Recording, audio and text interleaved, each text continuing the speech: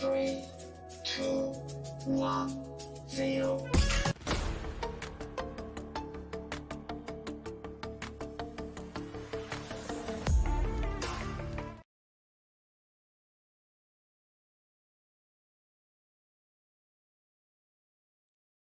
Greetings, everyone. This is me again, Zara Bazak here.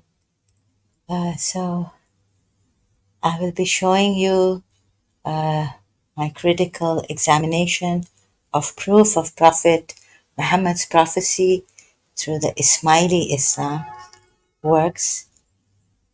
So going to that website of the Ismailis, um, ismailinosis.com.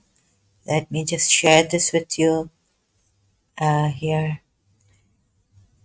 Let's see, present. So share. Okay,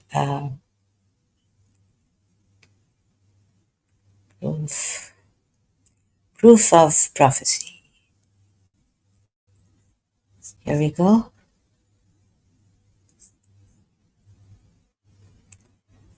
So, live viewers.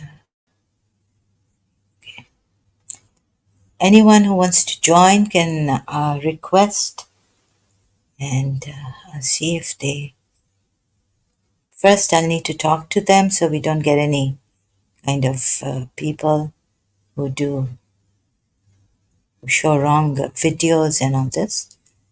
Okay, so here we have it, the proof of the prophecy. Proof of prophecy, a logical argument for Muhammad's prophethood. Posted on December 8, 2016 by Ismaili Gnosis. This article continues from and assumes the conclusions of our previous article on the proof of the existence of God as unconditioned reality. So nature is a great, sorry, excuse me. This I really the Ismailis I really liked a lot, and absolutely adorable Imam of theirs, His Highness Al Khan. Sometimes in between I did get a bit angry and all this. So Zahid Hussain says nature is the great daily book of God. God's miracles are the very law. Okay, I don't have to read this. Imam Sultan Muhammad Shah Khan III. What have we forgotten? And it's a letter by this. His Highness Shah Karim Al Husseini Agha Khan IV. Sorry if I crack up here. Man alive with Roy Bonesteel. Okay, so what does Imam Shah Karim Al Husseini Agha Khan IV say? The Prophet himself never claimed any miracle of any sort. The only miracle which you have in Islam is the Quran.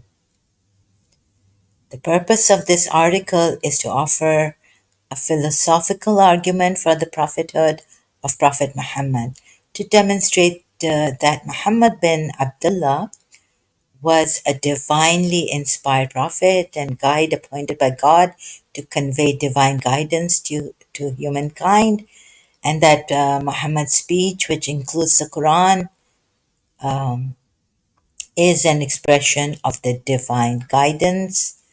However, the implications of the argument should not be overstated. We are not claiming that Islam, as it developed historically, is the only true religion, or that the Quran is God's literal dictated speech. We are not claiming that. Those who do not recognize a speech or that contrary, or oh, no, sorry, I just missed a line. Or that those who do not recognize Muhammad as a prophet are condemned, or who do not recognize his speech are condemned. So here I had to stop in my tracks. See, Muhammad, or that Those who do not recognize Muhammad as a prophet are condemned. On the contrary, a proper historical reading of the Quran actually shows that salvation is not the exclusive right of any single religious community, but rather is based on recognizing God, responding to God's blessings appropriately, and performing virtuous deeds.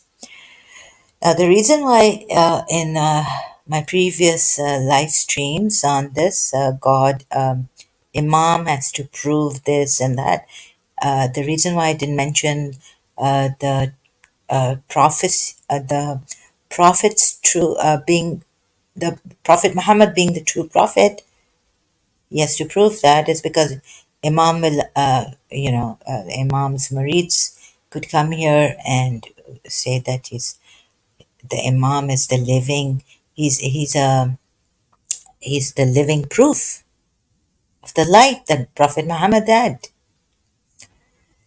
So this was the problem, right? This is why I didn't mention that His Highness Akhan or the 12th Imam, when he comes, has to prove that Prophet Muhammad was a true prophet. And how is he going to prove that? That he's Imam Hassan Askari's son, and that Imam Hassan Askari, then, it goes on and on. Well, give the family tree. But that he's the living proof of Prophet Muhammad, the living light sent down by God. You could say that's the Quran, and you can also say that's Imamat, um, the bearers of this light and guides after Prophet Muhammad, chosen by Allah, living, Hazir Nazir, present in front of our eyes. So it would be a bit difficult. But here, this is what's gotten to me. Any single, you see, when I look at the other, here, when they give ayats, which I find in the Sunni Quran, right? And for example, all these ayats I find, Surah Nisa, about women's rights, right? And there's no Sharia in the Quran, Sharia, acha, legal. And this is about, where does it say women's rights here?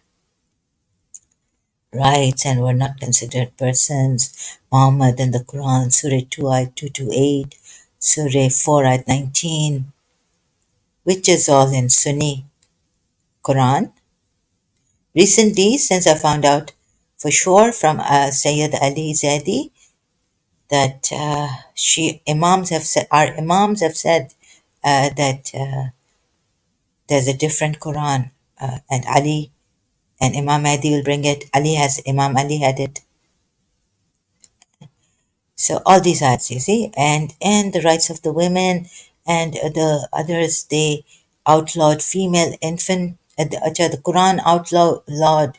Infanticide was there, and granted women the rights to property. Surah Nisa 7, the right to inheritance. Surah Nisa 11, the right to consensual marriage, the right to divorce. Surah 4 35, the right to. You see, all the beautiful things are here. Surah 4 ayat 11 about women's rights. And the age of Aisha, Sharia, here it is, Sharia, women's rights and marriages. So all the ayats that they've mentioned here, but in what translations they have given, I don't know their own translations, but you can find in the Sunni Quran, right? So then what do we do? So I could have gone on and showed you final where I disagree, reading till the end. But so you can see, Surah 54, ayat 12 says, وَفَجَرَنَا, the words in the, we made the earth burst forth in gushing springs. No, we made the springs of earth gush forth. So however, the two rearrangements actually fail to convey the total meaning. What are they? Okay, translations. The verb fajara, that's something burst forth. And Naveen Karmani, sorry, I didn't mean to laugh, but so earth gush forth. Okay, would only. Okay, so you see, I had to read all this, and I was saying I don't know how many live streams this would take me. Like if I take an hour each for this for my live stream. So what happened is I've caught them here, right? So Prophet Muhammad comes from Ismail, Abraham's son, all that. Where did I catch them? I caught them here. Or that those who do not recognize Muhammad as a prophet are condemned. On the contrary, a proper historical reading of the Quran, proper historical reading of the Quran actually shows. What does this mean by proper historical reading? From which history? Okay, proper, but whose history came to us properly? Right? Reading the Quran actually shows that salvation is not the exclusive right of any single religious community. And you remember the ayats on community? That's why we send the prophets. They were a single community. And then I'm like looking at that and saying, what is this? Do you know they were a single community and God knows what they did wrong? Okay, they were a single community, then they do something wrong, then we're told that's why God sent prophets. But before God they did something wrong, they were a single community without prophets. But rather is based on recognizing God, responding to God's blessings appropriately, and performing virtuous deeds. Proper historical record of this reading of the Quran, reading to be precise, actually shows that salvation is not the exclusive right of any single religious community, or that those who do not recognize Muhammad as a prophet are condemned or damned into the fire, or God gives them a threat, like in Surah Nisa Surah Nisa, ayat 40. 6 or 7. Let's check. How would they interpret with due respect to this? Mine is a very peaceful community, right? So I want to save the Imam also, actually. Allah, who am I? I'm nothing, but I have had enough. I've seen many people suffering, even my Shias, previous suffering, cancer, this and that. My grandaunt had cancer. And she used to recite this munajat. Okay, so she was a service lady, very humble. Now we have this that just shared with you. Oh, you have been granted the book. Do believe in what we have now revealed, which confirms the revelation which you already possess. Do this before we alter countenances, turning them backwards, or lay a curse upon them as we curse the Sabbath men. Bear in mind that Allah's command is done. Properly historical Ismailis? Huh? Do you get it here? It's coming. Should be coming. Okay, now it's coming. So where are we now here? Or that those who do not recognize Muhammad as a prophet are condemned? Or his prophecy? Huh? What did Shah Karim, His Highness Imam Shah Karim al Husseini, the present Imam of the Ismaili Islam, Shias? The Prophet himself never claimed any miracle of any sort, like not even the splitting of the moon, right? The only miracle which you have in Islam is the Quran, is the Quran. And since I showed you some of the ayats by just not like just giving out the surah and the numbers, that you can find those ayats in the Quran of the Sunnis, which now the 12 Shias have also, right? And you're going to blame the Umayyads for this disorderly Quran or what? So the before you do that, so I caught the smileys here, right? I think, can you see this? So this is a miracle. And what's happened to this?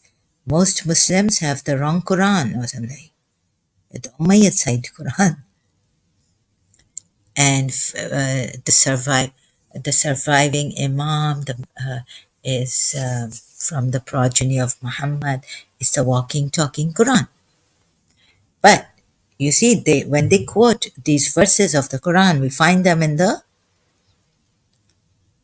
Sunni Quran, Umayyad Quran, however you may see it. And then here we find, what do we find here? Proper, is it? I've lost it. Society allegiance to the tribe. No, go up. Proof, logical argument. Or good here. Okay, here. However, the implications of the argument should not be overstated. We are not claiming that Islam, as it developed historically, is the only religion or that the Quran is God's literal dictated speech. I wonder if the Ismailis will come. They're so good, and I haven't given a very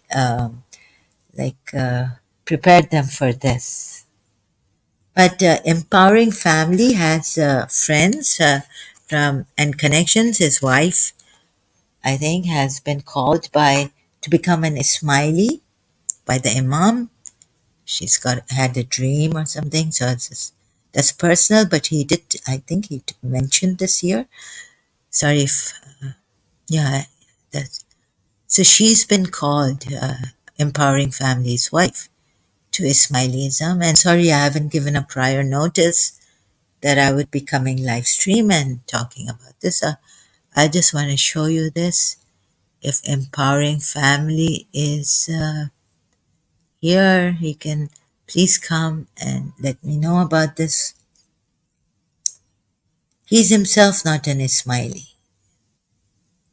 So I don't mean to be rude or anything, but from my tone, I've been a Shia.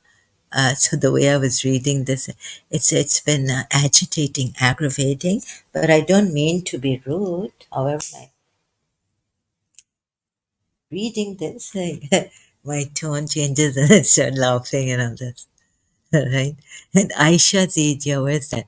So recently, ex-Muslims also from Pakistan, they've uploaded a video or went live stream. I missed it. When they went live stream, I didn't see. But what was Aisha's age? Now here we have, I think we also have Aisha's age from the beginning of prophetic mission. And here we also have that Maria the Copt was a slave. How many marriages? So Prophet Muhammad married 12 women over his lifetime. Ooh.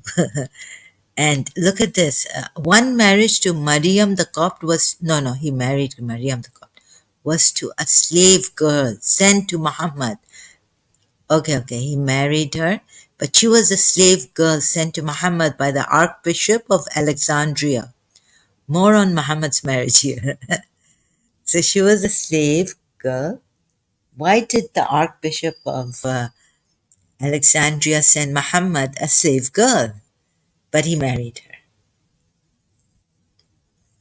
Mariam the cop. So sorry about this. I didn't see this properly. So I said she was, so she wasn't a sex slave girl, a slave girl.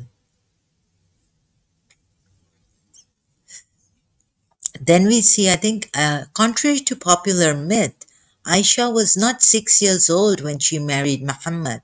All of the historical evidence, when examined as a whole, suggests that Aisha was born 4 years before Muhammad began his prophetic mission. So 4 years. Muhammad began his prophetic mission at the age of 40. They don't, right now, they haven't mentioned. So let's see if later they mention that. And was married to the Prophet on her father's initiative in the 10th year of Muhammad's mission. So 4 years before Muhammad, 4, and then he's 40, and then on the 10th, so I'm really bad, 10th year of Muhammad's mission, so add 10 more. She was 14 years old. She was therefore around 14 years of age at the time, and that was a normal marriage age until quite recently. But you see, how old was Muhammad? 40. They don't say how, but I've heard that he was 40 when he started his prophetic mission. Began, right? Here it says began.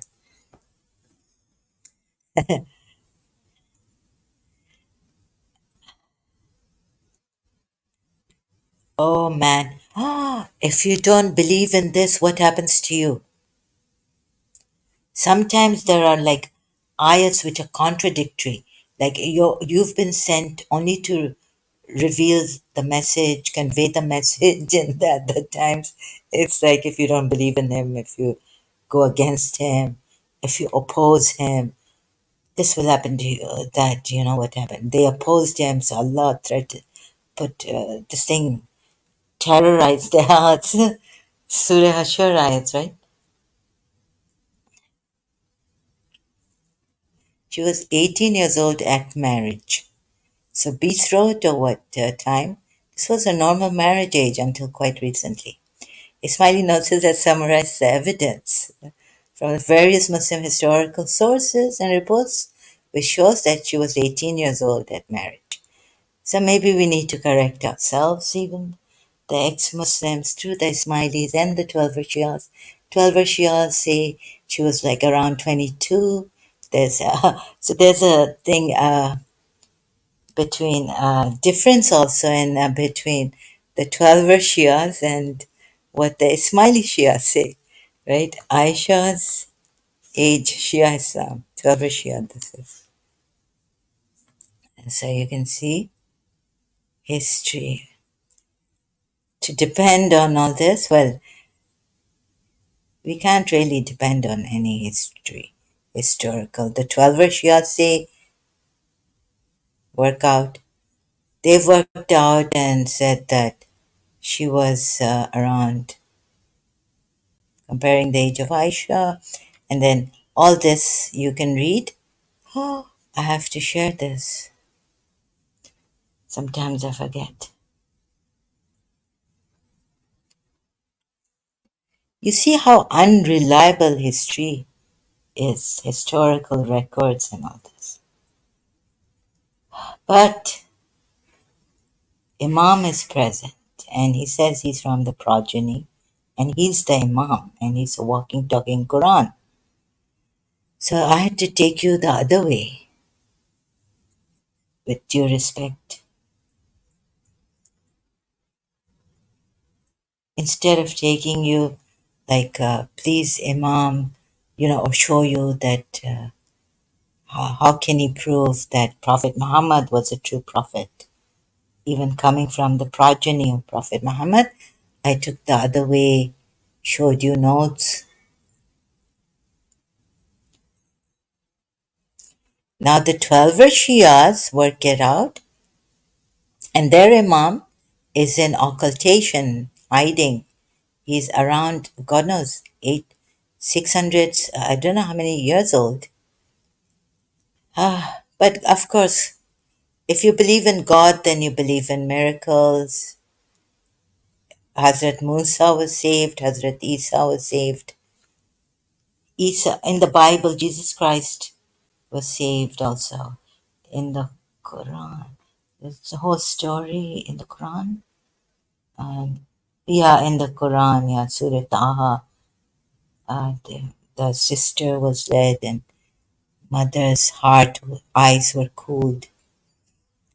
Not about Isa, Jesus Christ, but about Musa in Surah Taha. So God can do everything. I'm not laughing at that. But nowadays we have miracles. We have miracles. 22 years old in the second year after the Hijrah, the year she was officially wed to the Messenger. See how the Shias have to work it out, relying on, I think, they've looked at the Sunni hadiths and what they've said is, see, their research is a little different, given that Lady Khadija left this world 10th year. During the 10th year of the prophetic mission, with the Messenger of Allah's marriage with Aisha therefore took place during the 13th year of the prophetic mission. Slight difference after having but slight difference from Ismailis. After having narrated al-Bukhari's tradition, Ibn al-Mulqin derives the following from the narration, and the Prophet consummated the marriage in Medina during the month of Shawwal in the second year of Hijrah. Al-Shafi, Ansari, Sirajuddin, and according to this narration, the Messenger of Allah betrothed Aisha in the 13th year of the prophetic mission and officially wed her.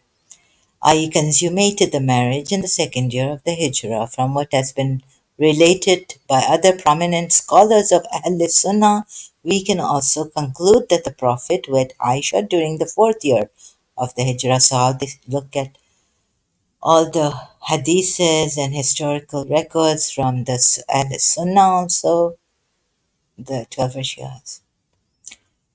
Sauda died in the last Umar's caliphate for years. See how the Shias comparing the age of Aisha with the age of Asma bin Abi Bakr. One of the things which may establish Aisha's age at the moment of her marriage with the Messenger of Allah is comparing the age with that of her sister Asma bint Abi Bakr. So Hijrah shows 100 years. And then sister of Aisha. What does it say that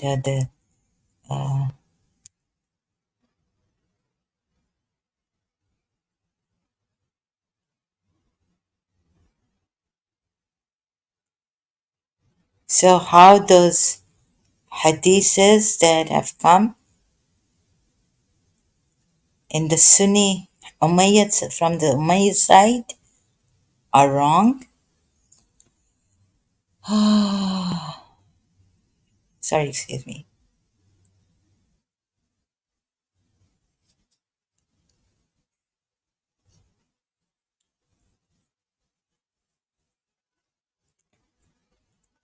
Okay. So either she was 24 or 22. 22.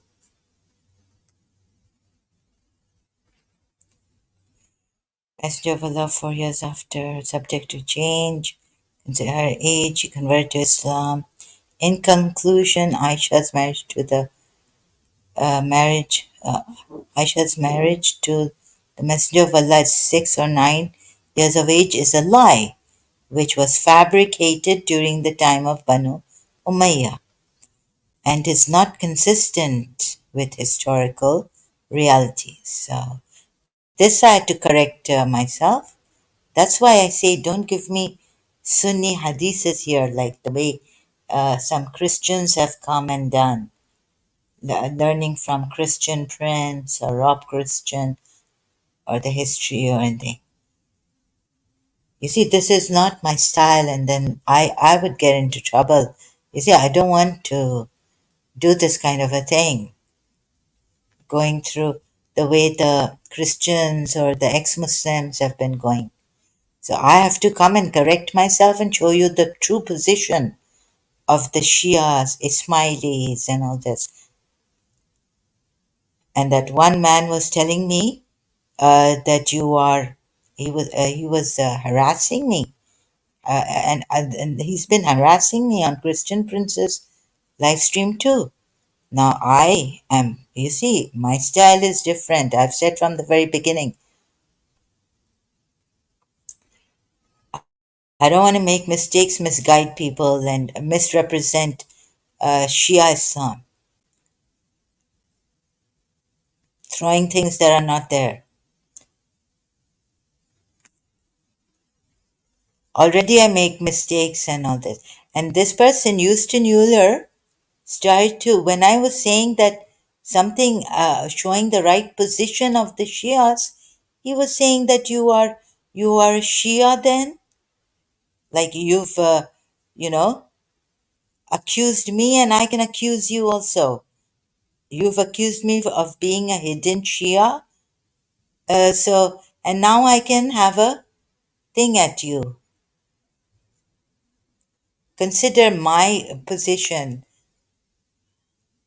I would apologize if I found out you're not a true Shia, but I can suspect that you are a hidden Shia, the way I suspected Call Toffer. So I would apologize if I'm wrong. But you can't then use that against me and say that now you're saying that David Wood is, or someone, what David Wood, or what I know myself about the hadiths, what was it? Hello, Yasin Slemi, how are you? Oh, Yasin Slemi is here. The topic here is the critical examination of Prophet Muhammad's prophecy from Ismaili Islam, or through Ismaili Islam. That's the topic. I've already covered it, taken a shortcut, and so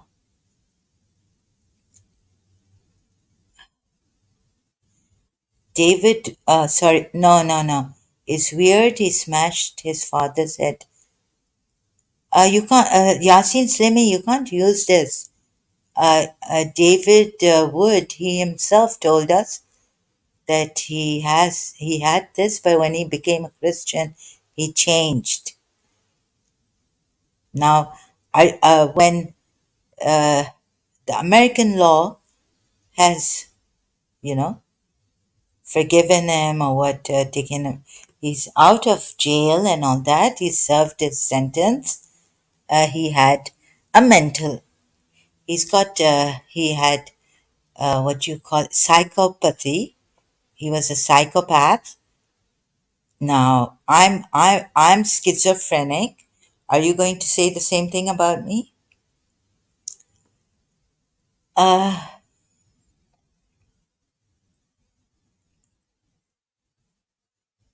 he's changed now. Please leave that Yasin brother. Please leave that image. God forgives in Islam. Doesn't God forgive insanity? Or are the insane people, are we going to hell? We're even exempt from praying, fasting, and all this, I heard. Am I right about that? In Islam, are the mentally ill exempted from performing the it depends on what. Are they totally exempt, or if they can do it, if they haven't lost their minds completely, in what condition, circumstances? But I think God would not question them, because uh, the emotions, feelings are not in the control. The mind is not in the control. It's out of control. So are you're bagging in on what I'm saying against what the Christian Houston Euler? I think he's not a Christian. What is he? I've forgotten now. Is he an atheist from Crux Cosmic? Confused now. So, but there are many things that David Wood has shown. You cannot hold this against him now. Keep holding this against him. That's so sad. Even American law doesn't hold it against him anymore. He served his sentence in jail for doing what he did to his father.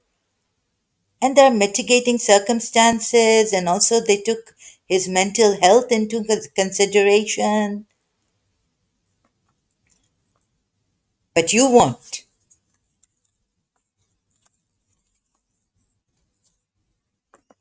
What kind of a Muslim are you? I'm told God forgives the insane.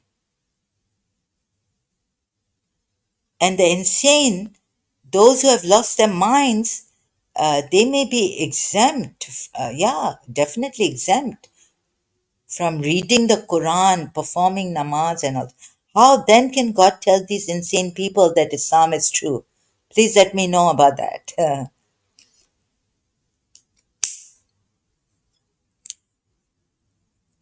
Right? So, please, brother, yeah, but he's so good at explaining, showing. There are many hadiths when I was reading from the Sunni side. I was like wanting to tear my clothes, pull my hair.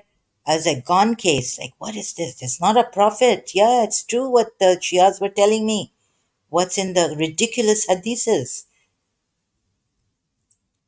I didn't have the heart to read those hadiths. Someone is peeing, he's peeing. Yeah, Hazrat Musa is naked. The rock is running away with his clothes, left him naked. Okay, we can even believe that the rock ran away. In Christianity, many miracles. Jesus Christ says, if you have faith as much as a mustard seed, you can tell this mulberry tree or some tree to come forward, and it will come forward. So I don't make fun like the Christians make fun on this hadith. That okay, some rock, Jesus Christ or some prophet said, move with but the rock is moving away, running away with Hazrat Musa's clothes when he's the prophet there. Rock should come back, bring the clothes back to him.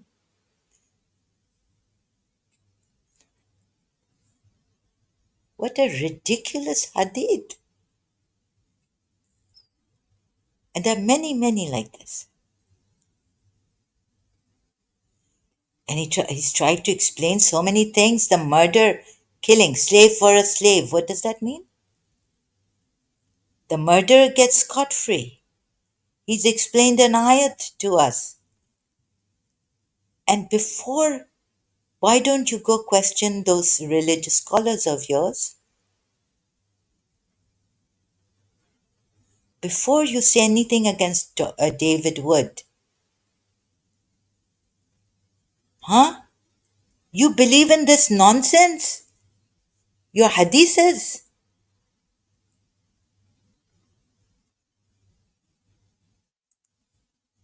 Aisha was 9 years old, 6 years old consummated. Oh, sorry, 6 years old betrothed, consummated 9 years old. Prophet Muhammad, 52 years old. She was playing with dolls. There's a hadith, another hadith. One on her age, one on playing with dolls. When my mother came and got me from the playground or what?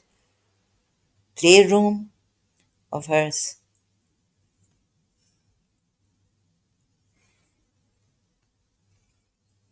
Now you have something against Dr. David Wood, just because he said he's like that. He's weird. isn't your prophet weird?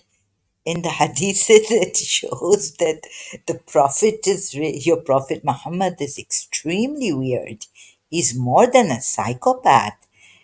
In your hadiths and history, his Islamic history shows that he raped Safiya bint Huway.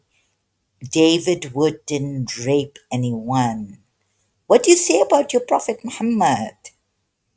Now, this is not the topic. Okay, I was talking about David Wood. Houston Euler telling me, I said, even David Wood has said yes. Yes. The Sunnis actually have to rely more on their hadiths than on the Quran. Something like this to that effect, if I'm not mistaken, or I haven't put it properly in words. So please don't, uh, uh, you know, take that against me and hold that against me. Now, but I said the Shia stance is different. Oh, now you are a Shia. Houston Euler, not David Wood. David Wood hasn't come here. David Wood has shown us from the Quran ayats of distribution of inheritance that it doesn't add up the number. Your Allah doesn't know. Simple maths.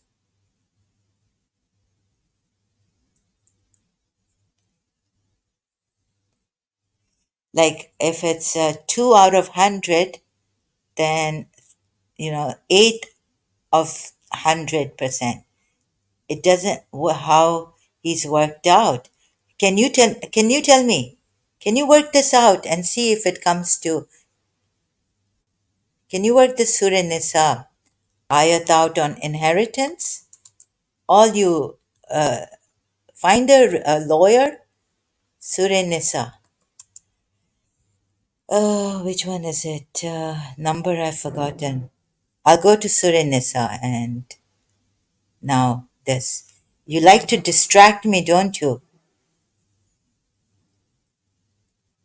Yeah, but I was mentioning David Wood. So I should be careful. There are people here test the competence of the. Okay, it takes time on this.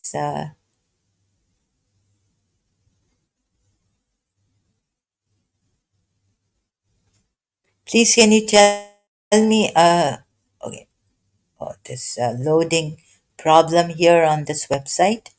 There's a. Where is that? Oh, let me show you something. Then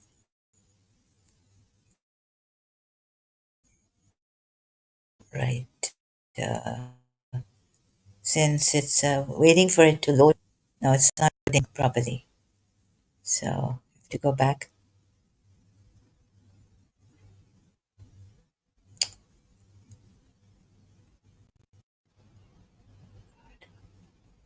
What have I undone? So you see, I'm trying to. I want to help Muslims, set them free. Please, where's this providence, the protective care of God? Those who have believed in God, children who have come, who have come under cars, accidents, fell. We lost. I know of a little girl we lost when I was a little girl. She was a Shia Muslim. What did she do wrong to fall from the? She was jumping off, or what? She fell from the rooftop.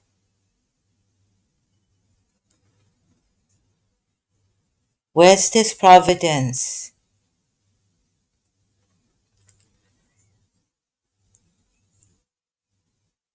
Huh? Google Oxford Dictionary gives Oxford Dictionary. Now, so let's go back to that Surah Nisa. Okay. Inheritance.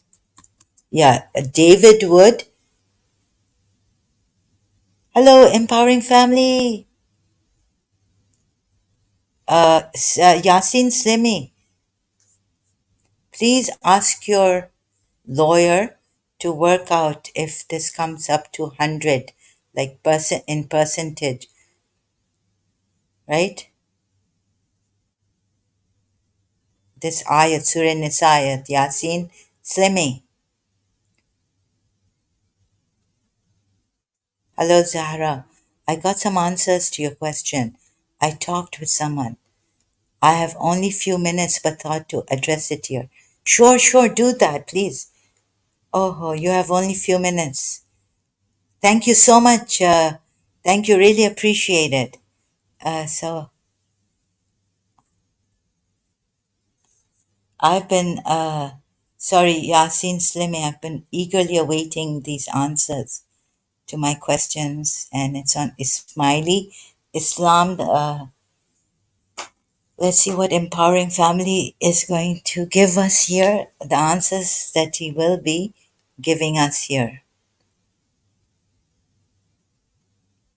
Some answers that he has been given by someone. You had asked about Ah Khan having true Quran. So actually, as you mentioned, like Quran, who has true one. So there are actually Shia Quran. Like for example, you will see in Sunni Quran a lot of differences. I didn't know what were the differences. Maybe Zionist Khan and the Ismailis know this. So it's important to see. Yeah, the differences have been mentioned, but we haven't been given which ayats have the differences. So it's important to see the Shia translations. Do you mean the differences are only in the translations, and all the ayats in the Sunni Quran are the same as in Shia Quran? So that is my question also. So it's important to see the Shia translations and which Shia translators I've checked. 12 Shia say that we can take Yusuf Ali's translation, but is there, can you tell me if ayat, for example, going into your wives, which Dr. Khalil Andani has addressed, that the law was changed in a debate. I don't remember which one of his. So that means that okay, let's put it this way: that the beauty of the Quran is that it shows in history that the law could be changed for someone who's deceiving themselves. Uh, Dr. Khalil Andani referred to this Quran ayat during fasting. Go into your wives now. Anything else? Okay, so this is one um, half answer to my question. Another question is how many differences are there in between the Sunni Quran and the Shia Quran? Is it only in translations? There is one guy, he told me an example I can give you. Surah Abasa, 80, 1 to 10 verses. I talk about how Prophet frowned. It talks about how Prophet frowned upon a blind man. That's a Sunni narrative. Narrative, yes. You mean translation? That didn't happen. It didn't happen, or it's the Sahaba and not the Prophet. In the Shia, it says he never frowned. The difference is in translation and interpretation, right? And the meaning. Like he frowned.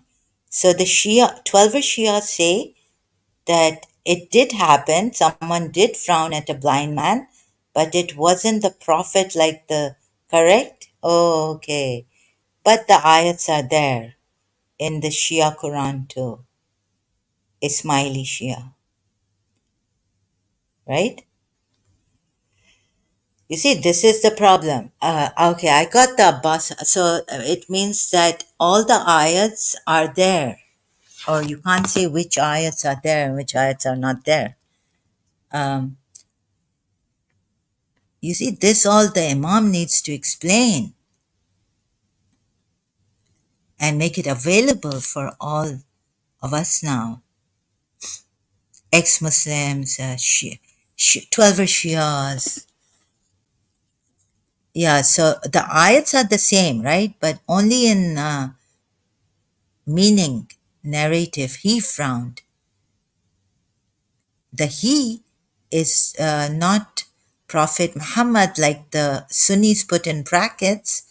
The he was one of the Sahabas who frowned at a blind man. Okay. Second, your second question you asked about Prophet and how Agha Khanis view it and how it is true versus Sunni. I got one answer on this kind of what I explained yesterday. Sorry, I didn't get, what did you explain yesterday? Like your second question you asked about Prophet and how Agha Khanis view it and how it is true versus Sunni. I got one answer. Okay, give me the answer, please. Like the light that passes. Okay, I was thinking about this. You said, yeah, again, can you put it here so we can just have it drilled in our light is authority and read authority. Remember you asked, yes, I remember I asked about the light. Now, does this light of Aga Khan also heals his Aga Khanis? Does it have healing powers? Or just what you said, those two things? You said one is authority and knowledge, God's knowledge, right? In other words, I'm putting it in my words. Yes, I remember very well what I asked you, that time. Remember, you asked about how this light passes from next Imam to the next. Yes, this also I asked. Yes, you have the answer to that? Please give it to me.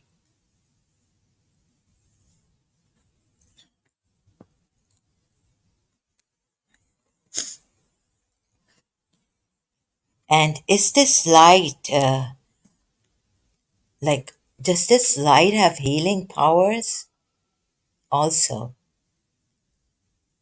Another question for you, empowering family. Sorry to overwhelm you with so many questions, but I really need to bombard the Ismailis and His Highness. So, what happens is this: the Prophet, all Shias already fundamentally believe that Ali was disengaged with certain things, be it leadership, the leader of followers and all. And that's where this light. Sorry, I didn't get you. Can you put it in other words, like Ali was disengaged with certain things, be it leadership? Yeah, he didn't want to be they wanted to make him a caliph at the end. This is for the Sunnis, right? The Umayyads for Rashidun caliph. That's when he started to disengage in becoming a leader. But he was, we were told that he was forced to become, like he was like a kind of, what do you call that? Pushed to become a leader of theirs, started. So this light is not so much power or magic or miracle, like at Ghadir Khum, there was this certain trust that Imams were going to help the community and be that trusted source and be their, yes, and that line or light has continued since. Oh, so this is not like that miraculous God healing light uh, that even the Ismailis will get it as soon as they say the Ya Ali Madad or They will get that like this light that also okay, it passes in this way, that the authority by the knowledge God has. Prophet Muhammad made Imam Ali Mawla, master. So this is what the light. Do the Ismail, this is started. So the light is not so much power or magic or miracle. Oh, you mean it's not that power? Doesn't have that power of healing and being able to reach out to all those who say, Ya Imam, Madad, and heal them in difficult times. Like call Ali who works miracles. Now the Ali. You can say, yes, they are entrusted to lead in helping with faith matters or spiritual, like a spiritual imam, yes, or in helping, like you said, about how Aga Khan has helped his followers get better life. Yes, and education, quality of life improving, and also a non-Aga Khani. Yeah. Is it free for, like, the hospital in Karachi, Aga Khan Hospital is not free for the non-Aga Khanis, right? But does it hold healing powers for the Aga Khanis? Because I know a Aga Khani. Sorry, I can't say. Um, he's just there to guide. Uh, like some of their prayers might come true with the duas they do. Okay, it also fills them up, like spiritually they feel empowered. They also, other thing is, Ismailis believe they are at Hakikat level and others are not. They follow Sharia. Yeah, the Ismailis follow the Sharia. Even the 12 Shias follow, do they not? They have their own Sharia through the Vilayat Faqih, the religious scholars follow Sharia, right? In Iran, for example. No, I'm not sure. Now I've heard stories here and there about maybe a miracle happening or two, but that's all I've heard. Oh, like all the Ismailis in trouble, like poverty line, or if they want, if they want a better life, like there was this stationery shop, Ismaili. He had a small shop there in Karachi near our house. That's all I have for you. Oh, okay. Thank you so much. Thank you so much for this. But I wish we had more of a help from the Ismailis, which I don't see. Hope it answers your question. Well, kind of, but you tried your best. Thank you so much. You had also asked about this mosque in Jerusalem as well. Yes, for example, yes. I have one thing for you regarding that. Yes, please shoot me with it. Thank you. And then you hope you're free to go because you said you only have a few minutes with me, a few minutes you can render here. I'm much grateful to you for that. Yeah, so one moment. It's a this I'm much appreciative, empowering family, but you see, with this, I don't have all the answers, and I require all the answers I've asked. One moment, it will take me a while to type it. Okay, sure, sure. But it's for you because you want to go quickly. You have only a few minutes. So I can say take your time. Yes, I was wishing that you would come here this today in my live stream. You see, the empowering family, I hope the Ismailis don't mind, but, and even His Highness Aga Khan, but, this is not enough here and there like that. I would like Ismailis to come and help me thoroughly, completely.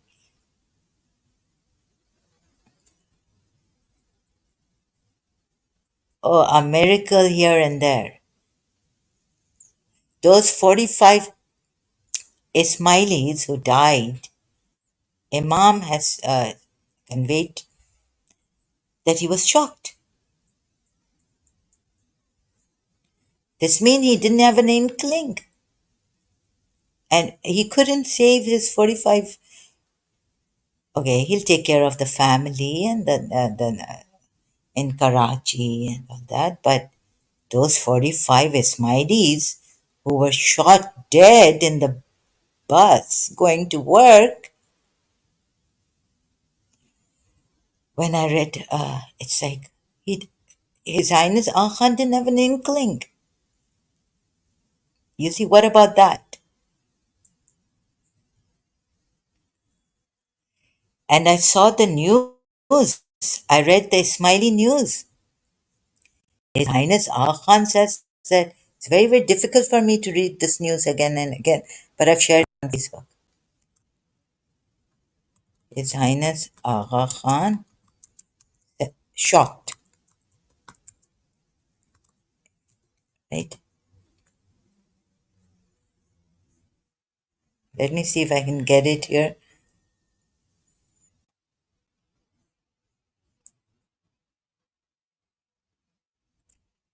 When once there was a time when I was ill, and my mother got my voice going to her from London to Pakistan without the telephone.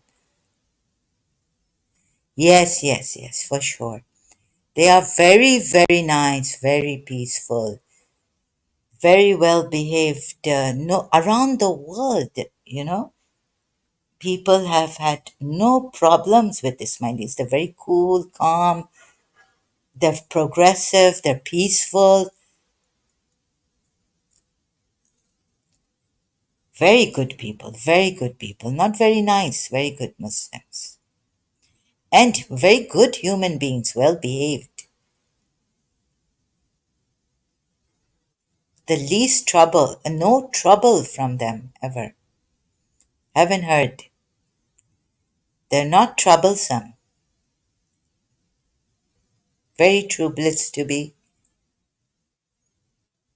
So we're waiting for empowering. Oh, here it comes.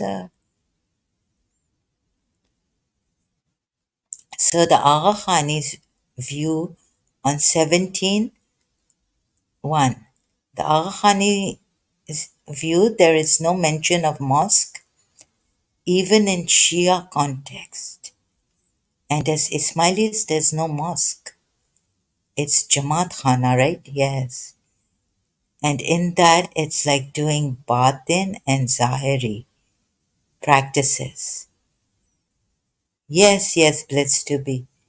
Uh, they blend with all people. Just so is yes. Even when they had to leave Africa, where they would have been killed by that what's his name tyrant, Agha Khan saved them. Jamaat Khan. Yeah. Yes. So let me see what. Sorry, blitz to be empowering family has just a few moments here.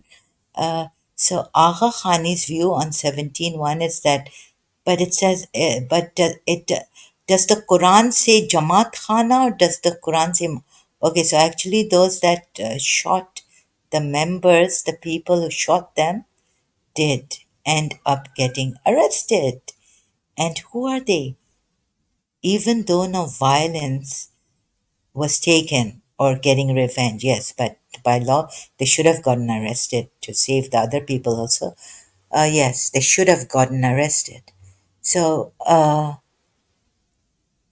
who were they? They got, thank God they got arrested, yes, for the safety of all concerned. Even the other Shias, 12 Shias, and the other Ismailis. Yes, not intending violence or for revenge purpose, but for the safety. I understand that empowering family.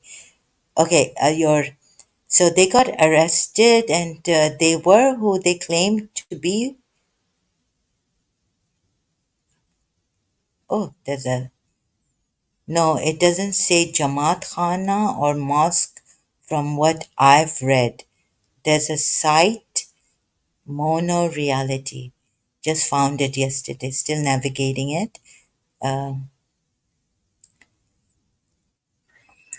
Blitz to be a nice words. Empowering Family says to Blitz to be. Nice words. Oh, okay. So the Shia Quran that Agha Khan has doesn't say um, mosque. So what was in Jerusalem? Does it say a synagogue? Do women pray along with men in a Jamaat Khana? Just wondering.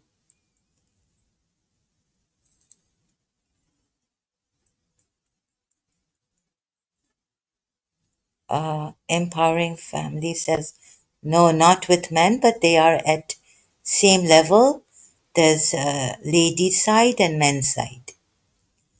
Oh, they're segregated, like ladies' side and men's side, but there may be no wall in between. No, they're not separate rooms, but just in one room. Ladies' side is different, men's side is different.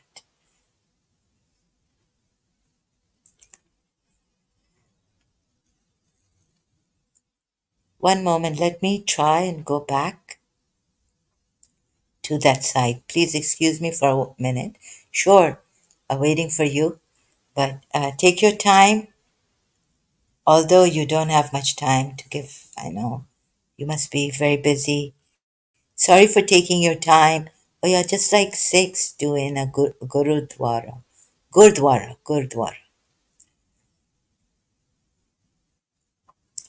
Thank you so much, Empowering Family. God bless you so much for this, taking the effort, time, giving us your time and efforts you've managed to put in for us, going out of your way to find these things out for us here, for me, and all to learn from.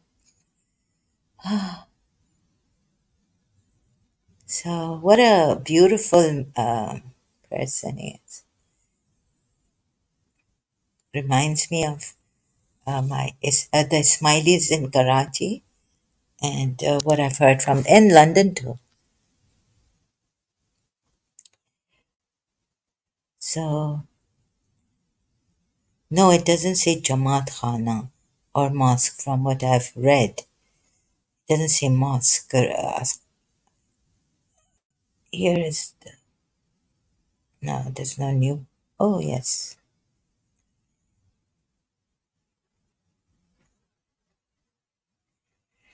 So, empowering family. So it says, oh, this is the translation. In verse 17:1, it is said, "Purified be he who carried his servant by night from the sacred masjid to the furthest masjid, whose precincts we have blessed, that we may show him our signs."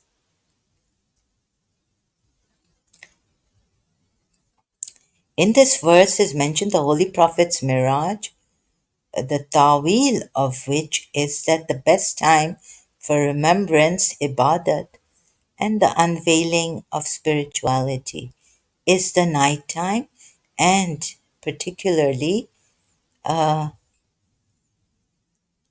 second half of it. The Holy Prophet was thus engrossed in divine remembrance at night, as usual, when spirituality unveiled on a large scale. Sorry, Blitz to be, and the veil of the unseen world was removed. This happened to the Holy Prophet when he was elevated from the initial supreme name. Elevated from the spiritual, but it says here, this is the translation. So, masjid, right? It says this is the tawil, the interpretation of the Ismailis you've given me, the sacred masjid to another further supreme name Ismail Azam, the furthest masjid in which were higher blessings and divine signs. Oh, so you mean to say the Shias don't, Ismaili Shias don't take this as going to Jerusalem Masjid, in which were higher blessings and divine signs? All this happened in his illumined heart and Holy Spirit. Oh, okay. Now, oh, sorry, I missed the one previous comment, which has nothing to do with the physical eye. I got you. Thank you, empowering family. Thank you. Here's the site. Ah, okay. This is the site. I will go to it in my through my other device. And thank you so much. To answer your question, I'm not ex Aga Khani Blitz to be.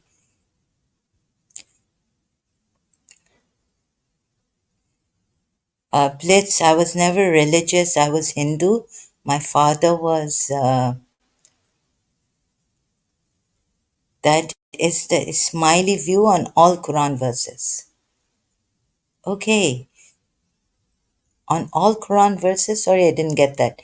Okay, that website, Zara, how do we know that the servant in this ayah was actually Muhammad? This is speculative.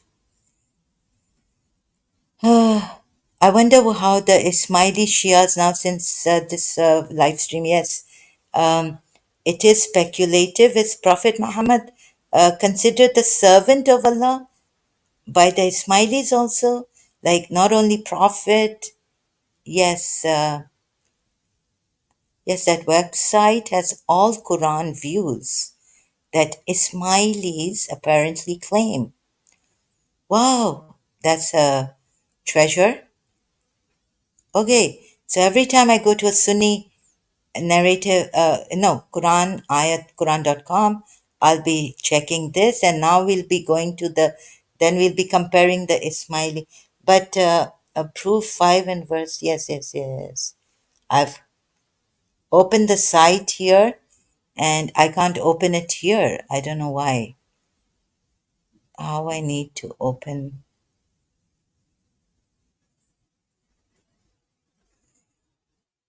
all Quran views that Ismailis apparently claim. ISWLS, monoreality.org. Click here to see the translations. Empowering family. I can't open this here on my computer, but I've opened it and I've saved it in my other device on Chrome. I'm going to look. Okay, I wish I could. Okay, wait, maybe I can. So, was Isa servant? All these, I think, I don't know what the Ismailis, but I'm just guessing that even the prophets and the imams were all servants of Allah. Let's do a comparative try comparing this verse to Sunni verse. Yes, yes, yes. Like later on, or will you be available in the later on? How many hours after? Oh, I have to. Ooh. Can you hear anything in the background?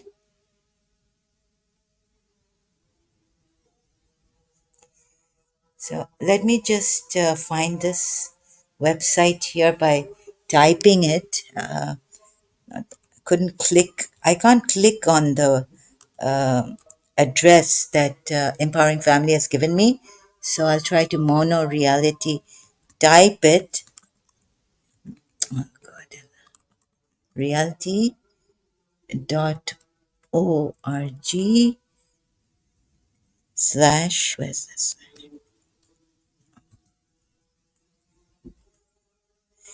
It will take me some time. Slash QW wiki. Oh, Q wiki. Then dot. I have to write the whole address down here. Dot php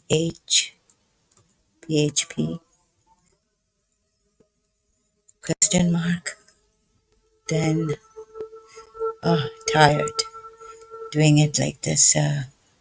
It's, I'm not used to this. Uh,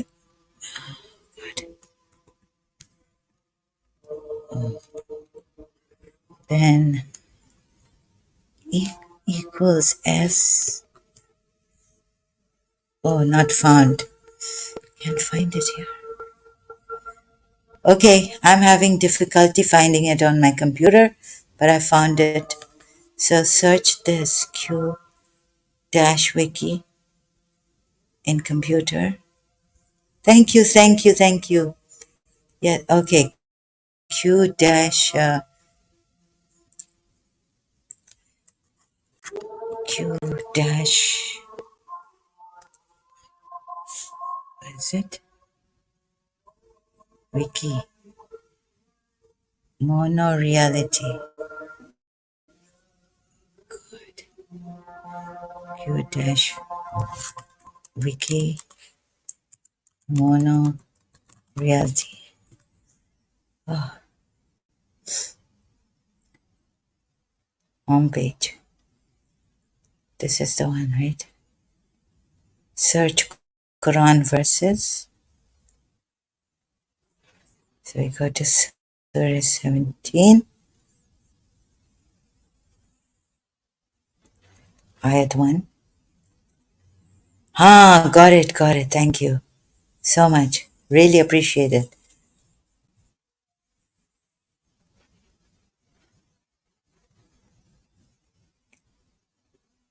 Carried a servant by the night from the sacred masjid to the furthest masjid.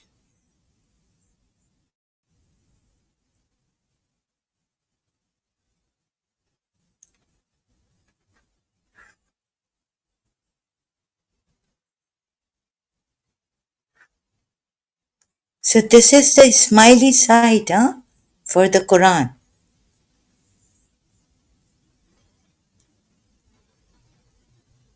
That's it, yeah. No worries.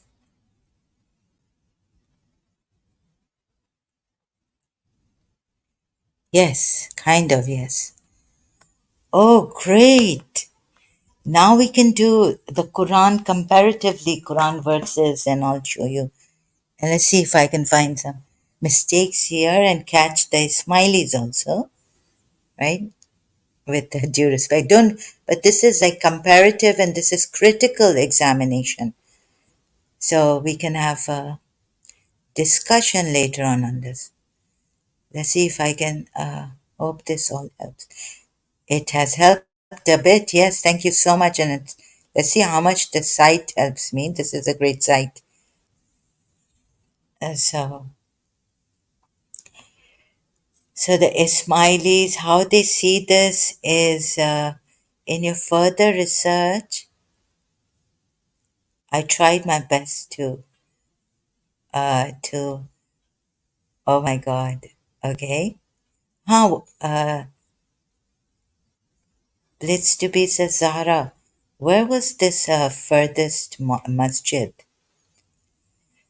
Empowering Family Blitz to be has asked a question. Can we confirm that what I heard that even the prophets are servants of Allah by the Imam through get it from the Ismaili Imam?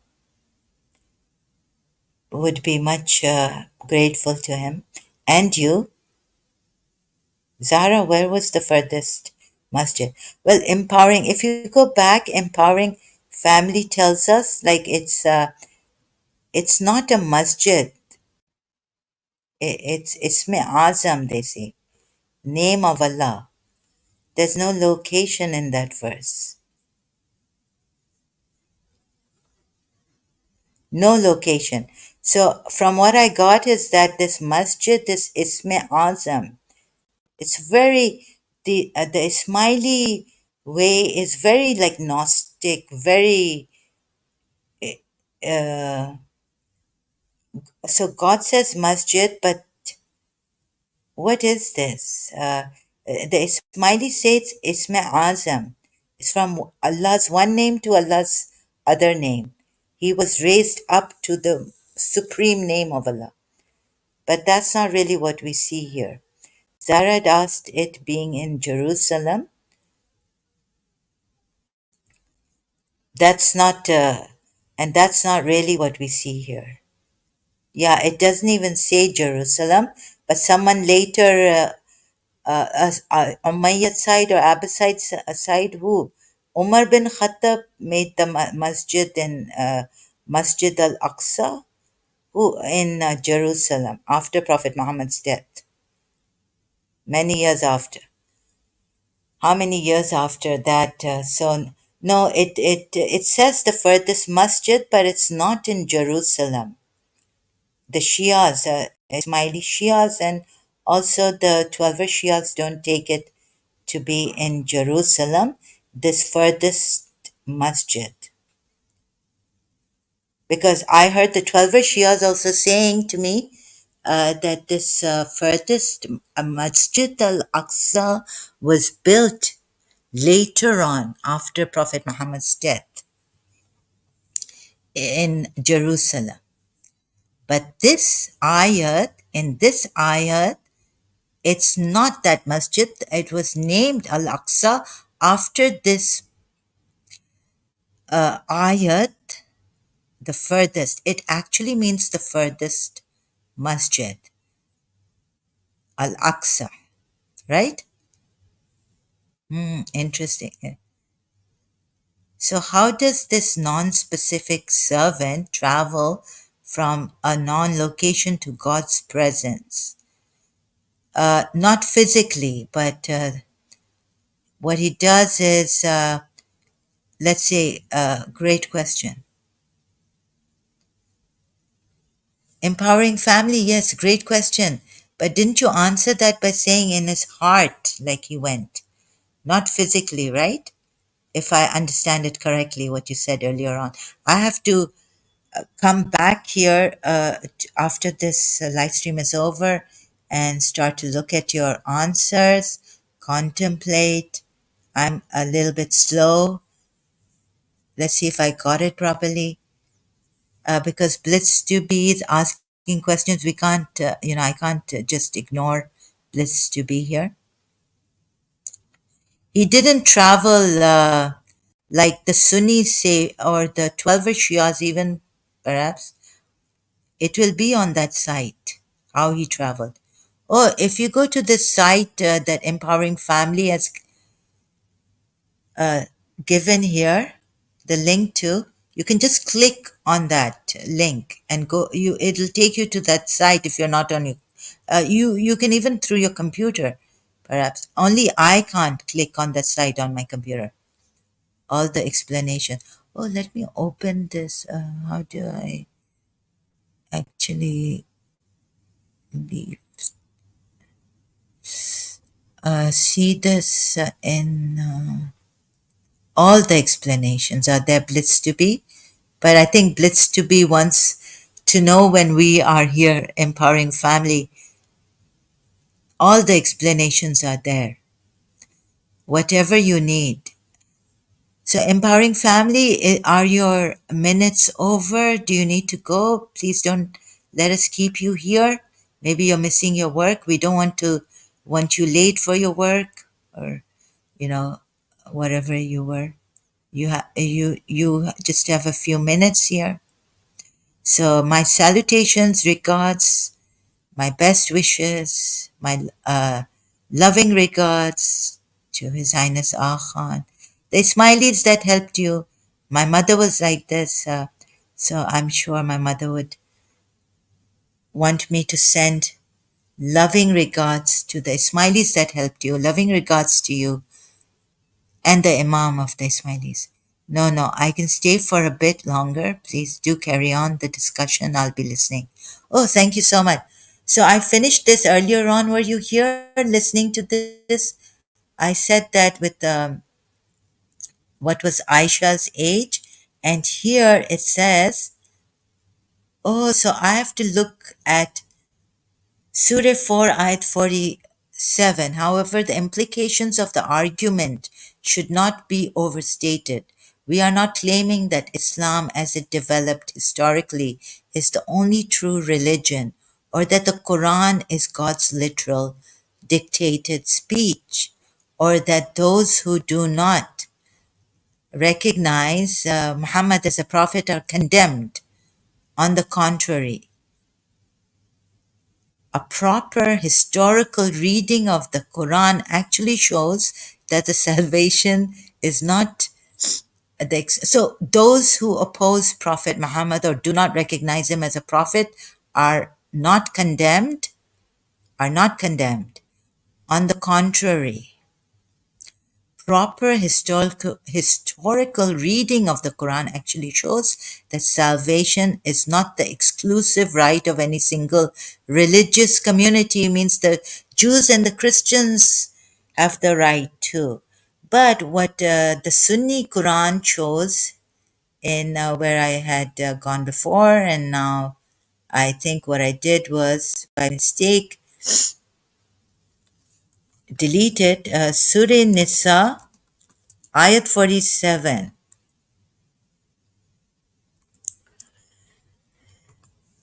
says, O you who are given the book. Now we're going to look at the Ismaili after this. I'm going to share this here. I can't see the comments right now, sorry. O you who were given the book, believe in what we have revealed, confirming your own scriptures before we wipe out your faces, turning them backwards. Wipe out your faces, meaning obliterate faces. So let's see if this, the site that now we have, right, where is it? Discard, Providence, Publications.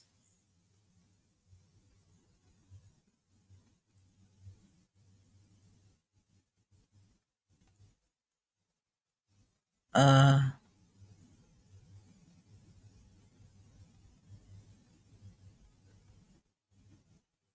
okay, this site,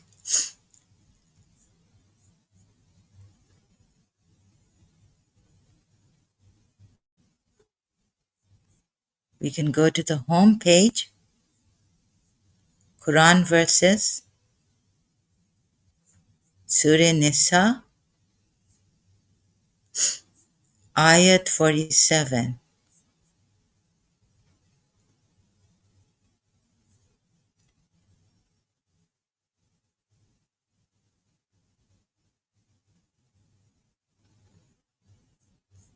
Excuse me, it does. Oh, I've missed so many. Doesn't, okay, it's going to that ayat. Okay, was this Muhammad? Though the Quran is so ambiguous, yet it accuses others of being speculative. Very good question, Blitz to be. To be honest, I'm not sure. I don't want to start speculating or give answers. I don't know. But that website may explain everything you need to know. Yes, this website, and it's loading. It's very slow. Something is wrong with this website. What's this? Oh, it's taken me to the, so this Ismaili website of for Surah Nisa 47. Click here to see the translation. Has taken me, when I clicked, it opened a new, you see this, it opened this new tab and it's gone to the Quran Arabic corpus.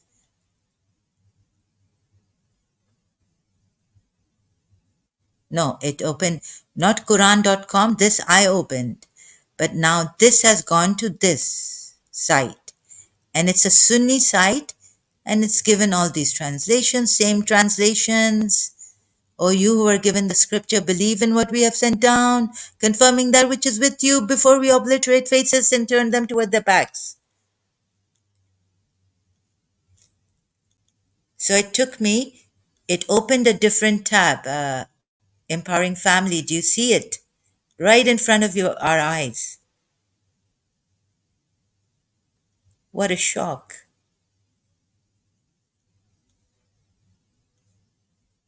go to verse has two referred, not that one. Like I had to click to the verse translation, right? Okay, but you see it when I clicked here. Now it says a thousand wisdom, chapter Aleph, but it didn't give this. Now he gave you the father of man. This is some other thing going on here. This what Aleph? What surah is this? Chapter Aleph, a thousand wisdoms. They have a different, but you see, they have a different chapter here. But it directed me. It first accepts that there is AO 47. You see, Surah 4, Ayat 47. Click here to see the translations. And when I clicked here, so what is this?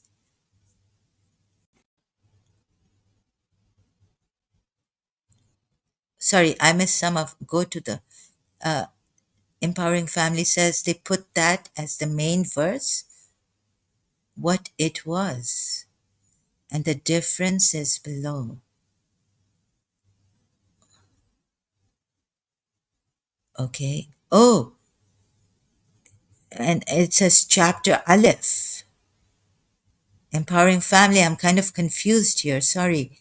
If we put things in context, then this servant could be Musa, who is mentioned in the very next verse. Yes. It's all a different, confusing. Blitz to be. It's so confusing. I understand. That would make sense. That would make sense because biblically, Moses did have an audience with Yahweh. Yes, like it will show some examples, I think. But would it show the translation? It's not showing the true translation of this verse. It's taking me to another site. What do we have to do now? You'll have to read all those 3, I think. There's a lot there. Yes, it the wisdom, then it somehow avoids the translation and it takes me to these chapter Aleph, a thousand wisdoms, and then and this also caskets of pearls. It takes me to Quran 6:11. So it avoids, you see, Empowering Family. Why does it avoid Surah 4 Ayat 47 translation? When we click it, it takes me to this. Same Sunni Quran translators. So why would we go to what is the explanations and Mi'raj and all that? I understand, but you'll have to read all those. No. Yes, I understand reading all those. But that the Quran ayat itself, the translation of it, it says click there. It takes me to the Sunni Quran translation. This, do you see it here?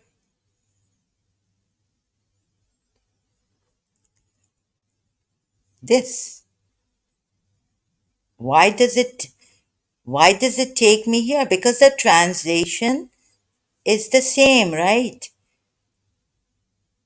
It shouldn't be. This is an Ismaili site of the Quran, right?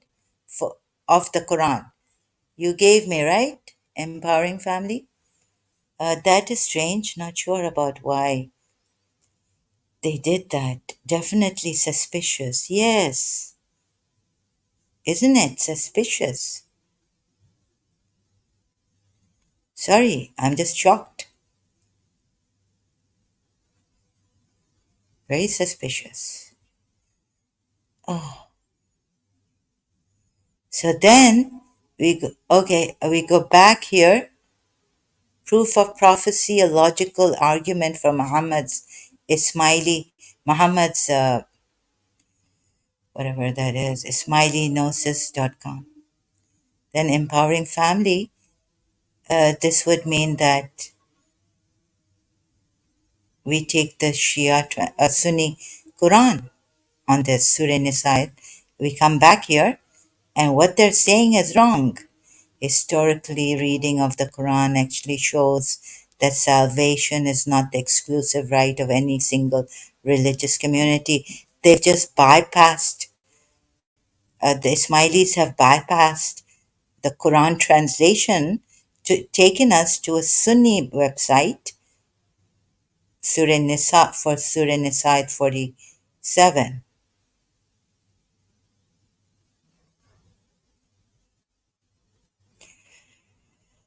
Now, these are the suspicions growing. I think I need a break. I'm shocked. You see, this shouldn't be like this, right? His Highness. I mean, it's Smiley's. Oh, I've been lied to, so I'm betrayed. I feel kind of, I feel terrible.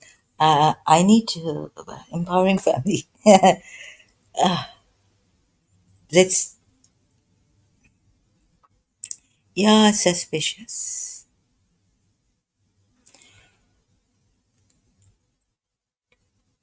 Definitely suspicious, right? Empowering family agrees. Oh my God. So I'm taken aback, and when I'm shocked to my bones, it's difficult for me to talk. I sometimes go bedridden. I just need a little bit of rest. Sorry, empowering family. Thank you so much. I'm really at a breaking point. I just want. Was Muhammad this to be? Was Muhammad the prophesied in the Bible as Muslims claim? He could have stolen. I don't think so. That prayer also. I don't know who that Muhammad. Muhammad could this whoever this Muhammad was. He could have uh, stolen that name from the Bible. And anyways, who, um, Jawaria bint Harith, the Jewish lady he married, her husband's name was Mustafa. Does that mean her husband was the chosen? Because the Muslims claim that Prophet Muhammad is Muhammad al Mustafa, the title given by God to Prophet Muhammad. Mustafa. How come Jawaria bint Harith's husband, whom he killed? I mean, it's in the Umayyad, they'll say, the Shias will say. Umayyad history. Let me see. Empowering family has something for us. Note the wisdom of the word maful in 7 places of the Holy Quran. Surah 4 ayat 47, Surah 8 ayat 42, Surah 8 ayat 44, Surah 17 ayat 5, Surah 17 ayat 108, Surah 33 ayat 37, Surah 73 ayat 18, which is that every work of God is accomplished and every promise fulfilled. So means their faces would have been obliterated for sure.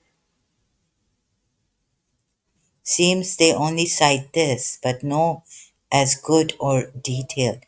But the earlier one, oh, so you went into this, and thank you for doing this work for us, for this research, searching for us. Thank you very much for like sparing us the research. Not from this side, that one. You mean the Ismaili side, right? Higher world.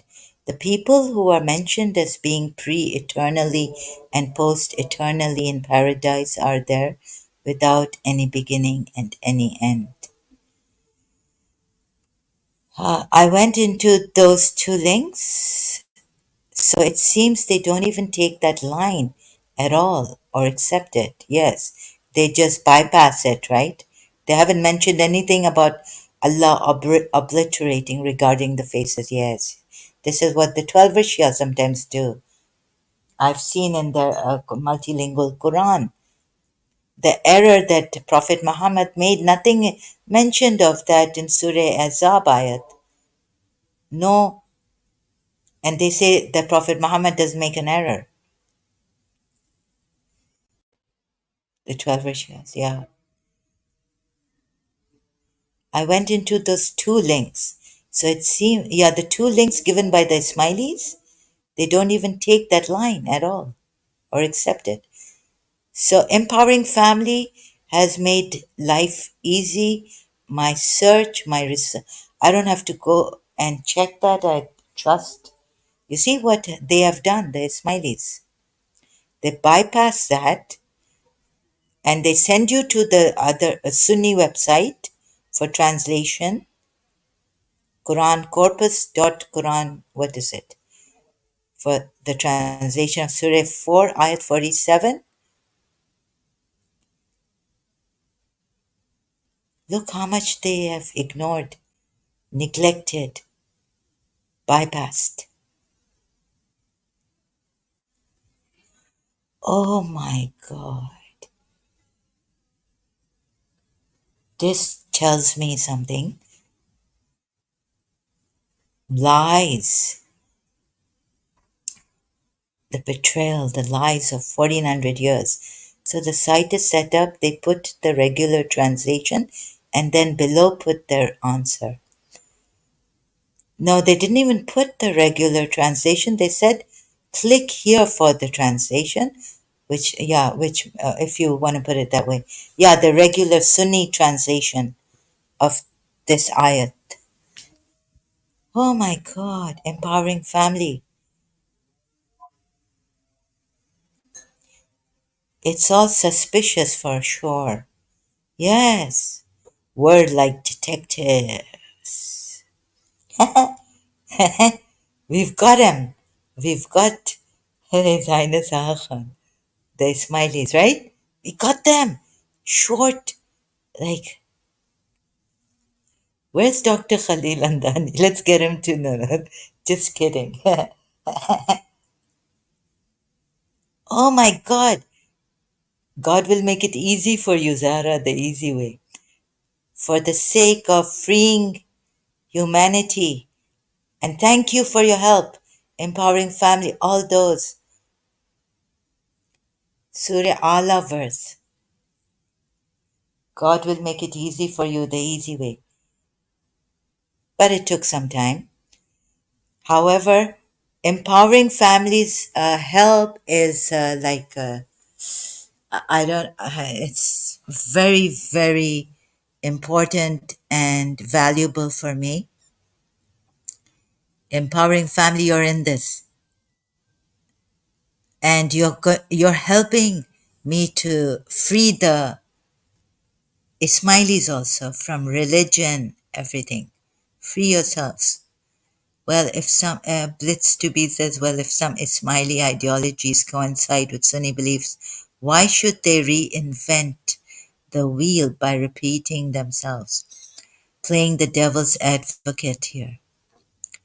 You see, because in that article of theirs, the evidence for prophecy, Prophet Muhammad's prophecy being true, they've mentioned that there's no historical evidence that the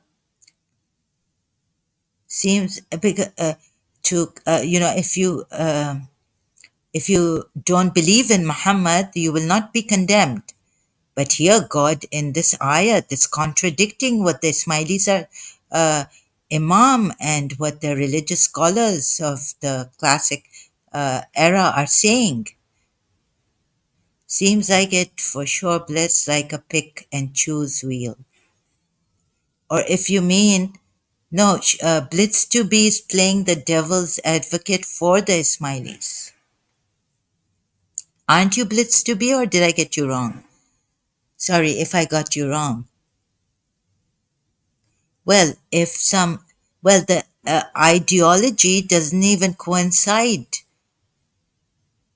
with the Sunni beliefs. Ismaili ideology doesn't coincide with the Sunni belief. Right, Sahara? No. So this is why I showed you this ayat, Surah 4, ayat 47. Because in this, I wouldn't think the Ismailis would agree to this ayat. There was no force, no compulsion. There's no compulsion in religion. It's okay, Blitz. Empowering family. Oh, okay. Sorry, read that wrong, Blitz. It's okay. Even I make mistakes. Oh, can you believe this? Thank you so much, Empowering Family.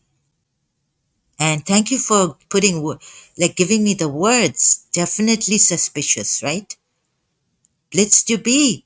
Shall I repeat myself? Do you get it?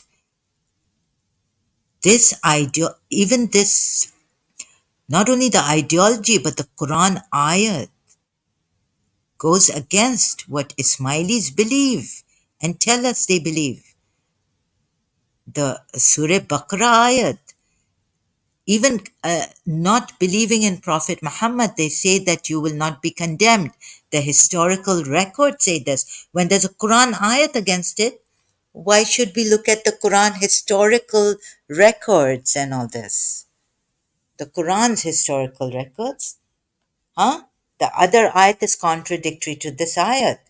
If you don't believe in this prophecy, which confirms what is in their books, Allah says He will obliterate the faces. And it's for sure. The word down there, Allah ever accomplishes.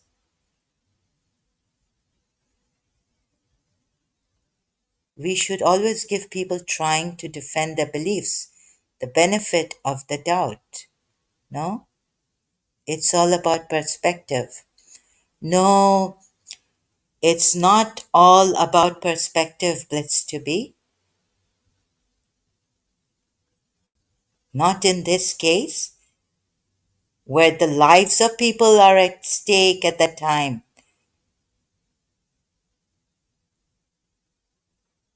No, it is not in this case about perspective. Not at all. I wouldn't say it's perspective. No, it's not your perspective, Surah Azab ayat 36. If Allah and the Messenger have decided upon a matter, no believing man or woman has any choice in it. You don't even have a choice. Who has told you to use your perspective in this? Has God told you? In the Quran ayat, please, when you say something, when you give your opinion, Blitz to be, about this Islam and Quran, be very careful, cautious that you give a Quran ayat on it that says you can give your perspective, because no perspective or any chance, no such thing was given to the polytheists, nor the Jews, nor the Christians of that time. Wait a minute, I didn't read this. Empowering Family said it's like a lot of the translations and meanings of these, or what's accepted, are not, has been harming people. Yes, it's been harming people. Women's rights also taken curbed in certain things when the husband So want something from them, hitting them in the third count, well then Ismailis should leave their religion in droves, no? Sunnis, Shias, Boris, all should leave this religion.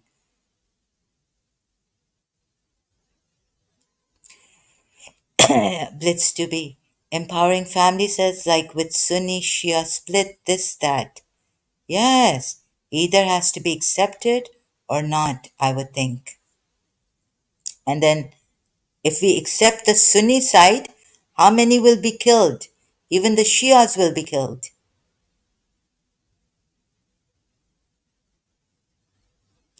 How many, if they leave religion in the Sunni Hadith, it says, and if Ahl Sunnah Hadith, how many will be killed leaving the religion?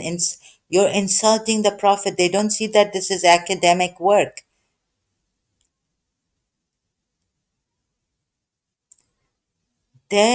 Oh, but you're saying in general, right? That you're saying you're saying it's all about perspective. They don't say it's all about perspective. How can you say? Maybe a fringe, one or two few Muslims who say it's all about perspective.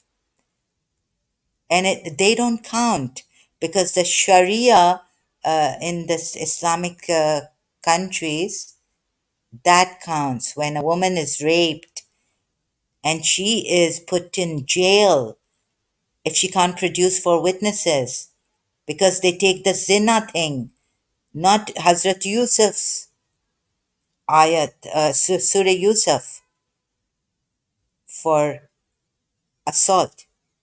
Call a wise man and see. They take the zina ayat in Surah Nur ayat.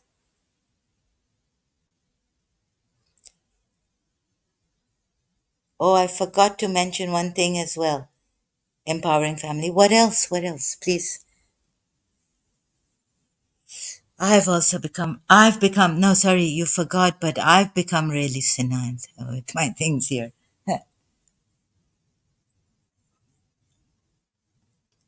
God bless you, your forgetfulness. May you remember, may your mind become so sharp.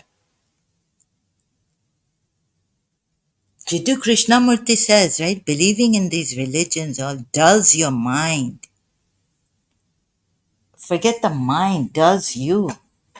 Mind is the culprit, Jiddu Krishnamurti is. I've seen that mind is the culprit before even I read what Jiddu Krishnamurti has to show us.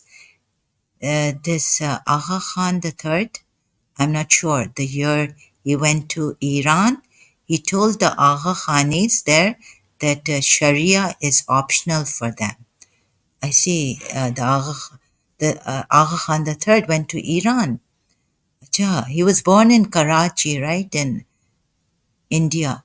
Since I guess they believe in Hakika, that's a path. An Ismaili brother was telling me, it's just a path. Tarika. Oh, they believe in Hakika. Sorry, I'm confusing Tarika, their Tarikat, their path with Hakika.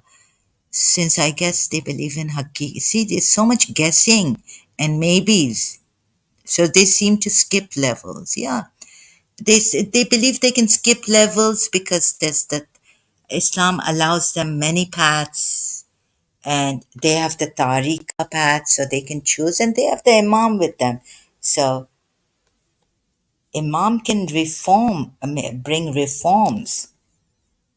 This is the Ismaili imam may think that he can't change the Quran, but he can kind of bring uh, add some things like Allah says, I cancel some. Maybe he has the power to cancel some, like Allah says, and bring something new, an ayat, maybe not a law, because I haven't seen Allah saying that I evoke, I cancel a law and bring a new one.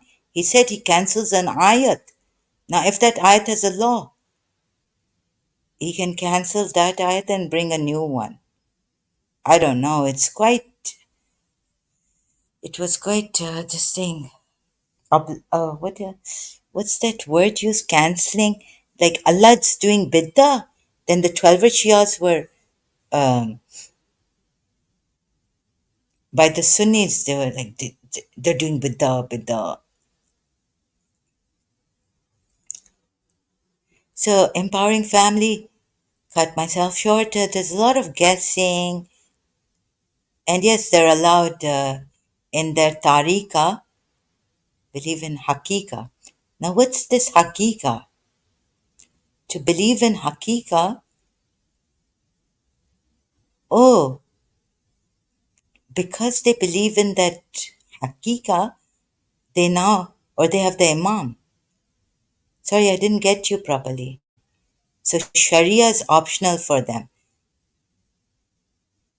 What a way to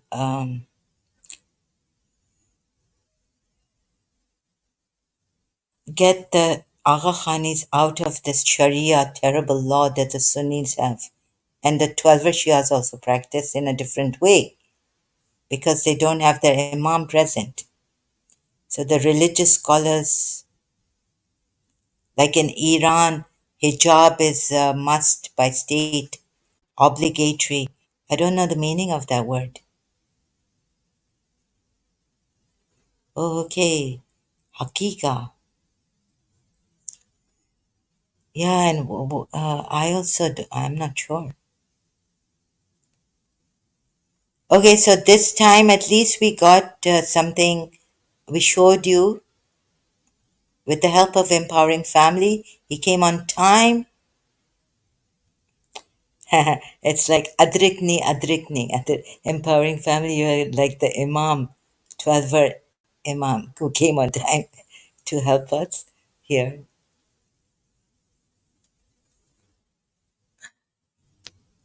No, no, you're saying that, okay, back to Blitz to be. You got it, Blitz to be. Not my I know, but even in any perspective, generally, it's not right for this Quran ayat to say in this for this word of God and all that, or Quran ayat to say give them the benefit of the doubt, because you see they haven't given their Allah doesn't give the benefit of the doubt to any. So please refrain from using your own opinions here about the Quran. Okay, blitz to be.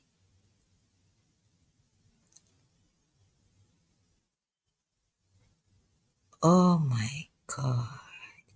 So I was looking at Persian since Imam's Wikipedia.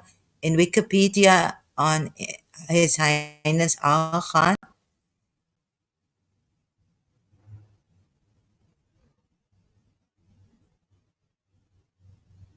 where is it? I think I even deleted. Have you seen? Have you seen the Persian Magi channel on YouTube? So what was a pagan? There was a Persian pagan, which this how the Ismailis take Imam Ali is from this. Ancient Iranian religion or Iranian paganism was the ancient beliefs and practices of the Iranian peoples before the rise of Zoroastrianism. The religion closest to it was the historical Vedic religion that was practiced in India. You can go to Wikipedia and find out. So, His Highness Agha, go on the Wikipedia about him. It says there that this taking of Imam Ali as what? So you go to His Highness. And I hope no Agha Khani will be attacked. I just, safety for all.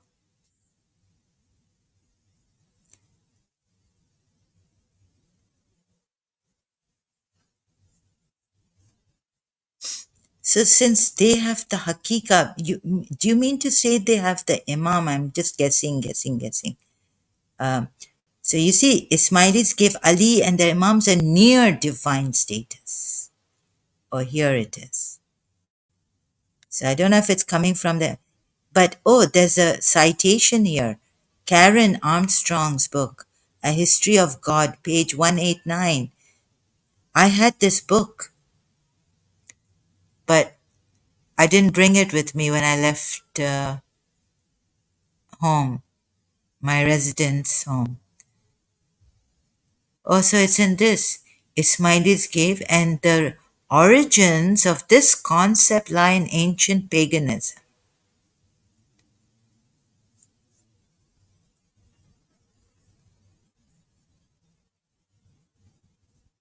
Sorry, I had to step away for a bit. Did I miss much? No, not much. I don't know, maybe a little bit, but the main part, get it, right? Blitz to be? You've got the main part.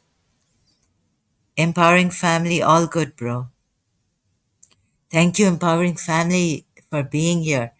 You're an amazing person. You give such positive vibes to me.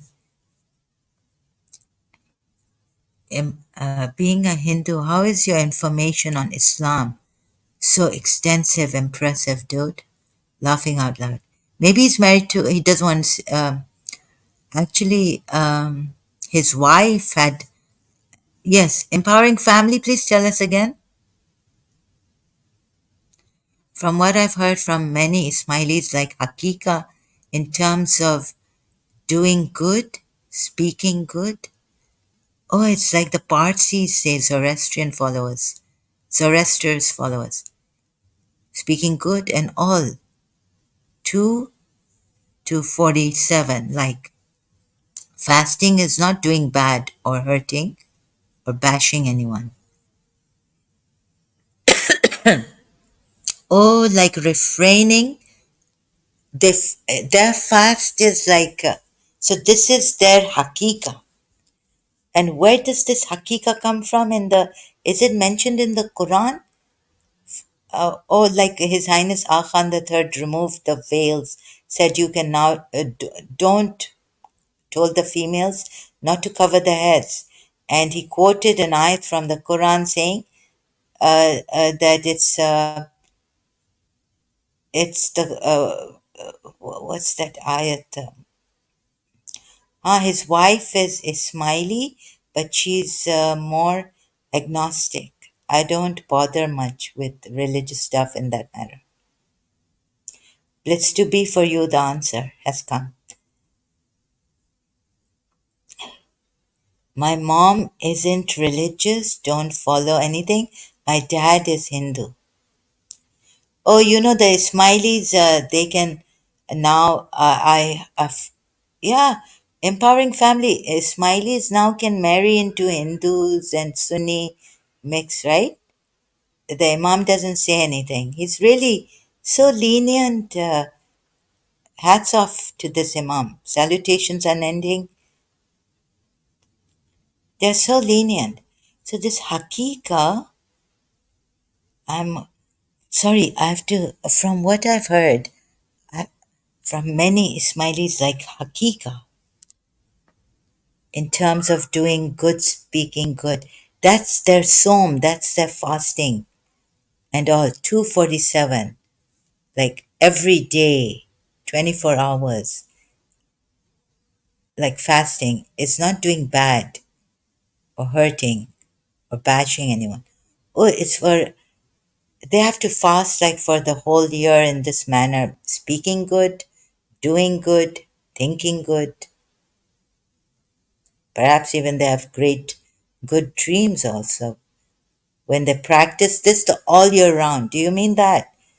It's their fasting, not just refraining from food, drink, and Prophet Muhammad's hadith is that he was kissing his wife, right? During fasting. Yes, all year round. Yes, I've read it somewhere in the Ismaili website.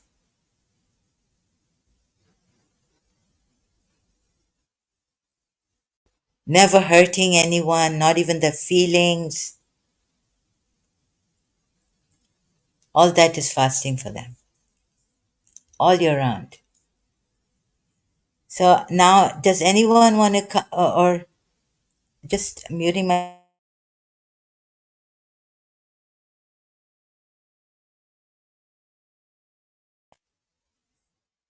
So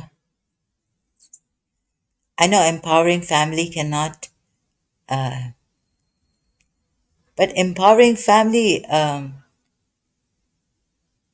would love to hear from you. Why don't you ever come up and talk? And also recognizing the Aga Khan and his, oh, wait a minute, I have to, oh, sorry, I have to remove this. Where is it? Ooh.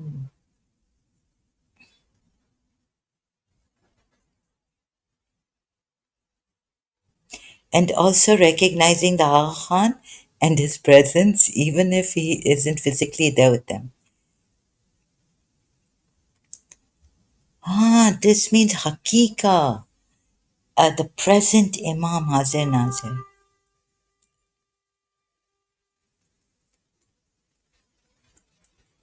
That's why the shops have his picture. In Karachi, all the Ismaili shops have his picture hung on the wall.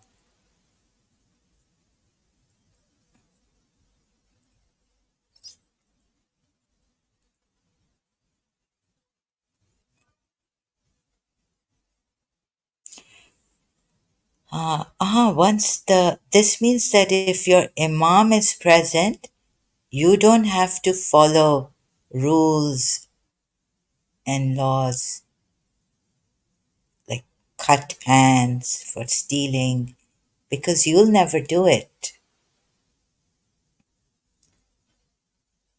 This is this the power of the light, the imamat,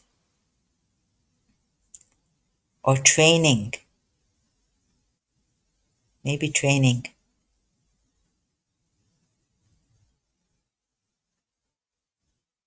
So there's anything else? And also recognizing the Khan and his presence, even if he isn't physically there.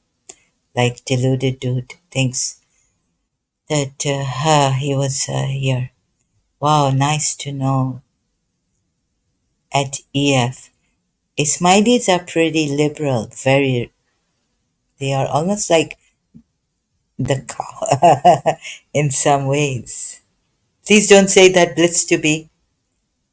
Sunnis could, all these extremists.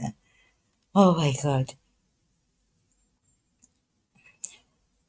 Now, many in Pakistan, I heard from Haris Sultan's, whose title, that there are many atheists in Pakistan now.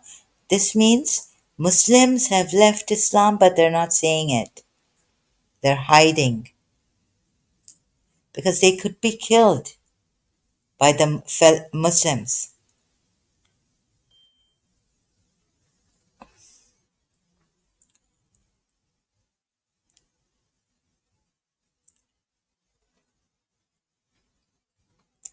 Sunnis don't consider them moments anyway. Moments? They don't consider them, yeah, they consider them disbelievers. They don't even consider them Muslims.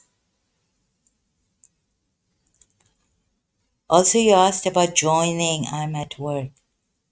That's why I contribute in the chat to make up for it. Oh, you're at work. Oh, you can't. Oh, that's why. You're at work and we've taken your so much of your attention away from your work. Wanted to address that. Blitz can join maybe. Oh, Blitz, would you like to join? Also Blitz to be. Would you like to join? Empowering family, you're at work? We have, sorry to disturb you at work. No, no, it's slow right now. Not much going on. I'll feel very guilty. Oh, slow. And your attention is diverted. So I've diverted your attention.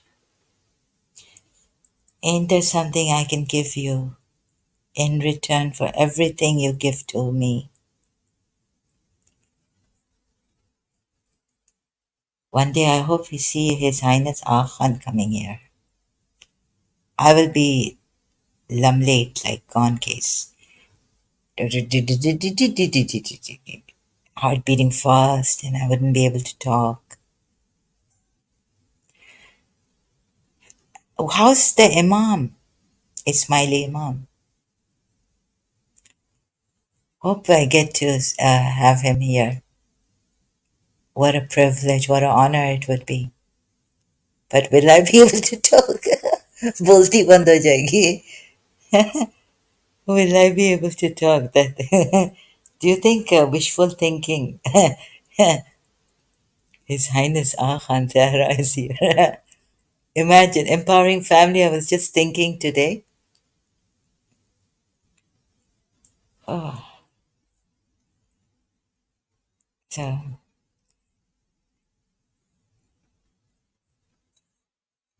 I couldn't dream of seeing. Oh, I've heard his voice. Can you believe that? Now with this all social media videos available. Okay, so shall we call it a day then? Sorry, Zahra can't do at work too. Spying in between, laughing out loud. Spying in between. Spying. Spying. Double O James Bond. So we want to set Ismailis, don't worry. Your community is not falling apart. We don't want that. We just want you stay put. Don't leave. Is just be with your Mawla, master, and he's going to help. Even the um, definitely, it's very generous, very helpful, very supportive, very magnanimous, right? So I don't want the Ismaili community to feel like, it's quite hard to stand on your own. It's been very hard to do Krishnamurti, to stand on your own. But from yesterday, those who leave Ismaili community, no, don't give me that bad news. For Sunni or Twelver community, what happens then? See, this is this no way. Yeah, what happens then is aggression. Okay, 12er Shias, not, still bad, but not as bad as the Sunni Shia, right? No, the Sunni Muslim, sorry, Islam. Wait, 12er Shia is bad in the sense that if you leave 12, see, if you join 12er Shia, Ismailis, and then you want to leave it, if you're a female, they'll put you in house arrest or something and then they'll kill you. So don't be in haste. If you join Sunni, you will also be killed if you want to leave now Sunni Islam. So very dangerous. Don't be in haste. I'm helping all the Muslims. How can they? I actually don't want to take the responsibility that if the Ismailis leave their religion. See, that's why I started from, thank God, the Quran for all Muslims, Sunni and 12ers, and I want to get both. I got both of them. I caught Prophet Muhammad in both of the interpretations, explanations. So it can't happen here. I don't take the responsibility for that. And I want to make it clear. We want all Muslims to convert to Ismailis, the lesser of all the evils of Islam. Yeah, the least. the least of all the evils. But no, yes, yes. No, no. I want Ismailis also be with this Maula, but just make sure I want to help them that you don't follow any religion. It will be impossible to make people leave. Many Muslims are leaving. You mean the Ismailis to leave?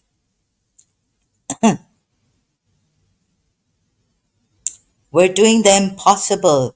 We're trying to make the impossible possible. All Muslims to become Ismaili? Would that be really good? I'm not sure. There's a person who has an Ismaili wife, empowering family. No, that's the less, the least. Yes, it won't help, right? It's not really good. Think about it. What would you rather, ISIS or Aga Khan worshippers? Well, you have from Muslims have. It doesn't mean that they go to a lesser evil, the least evil, uh, but like a lie. There are other options for Muslims. They can become atheists. They can be truth seekers like I am, discover for yourself, rediscover things, explore. You don't have to, but if you're weak and you really, but there's a process, blitz to be. Someone told me, an Ismaili. You cannot just become an Ismaili like that. You have to go through a process to become an Ismaili. Because this Imam, you have to get permission from the Ismailis. At least Sunni, you can become a Sunni. There's no Sunni Caliph, Ahl Sunnah. You can just say, oh, I'm a Ahl Sunnah now, or I'm a Muslim, Quran only. No, like Bliss said, everyone should be Ismaili. Oh yeah, no, no, no. I'm helping Ismailis leave Islam. That's a bit extreme to compare. Yes, that's extreme. But also, why should you stay? Why should you choose the least, which is a lie? When you know it's a lie, when there are contradictions, unless you're very weak and you're just conditioned. Zara, I've heard Muslims say, I could leave Allah, but I would do rather than die. Oh, sorry. I would die rather than leave my beloved Muhammad. Have you heard this? No, I haven't heard this. You mean to say, then these people are not Muslims?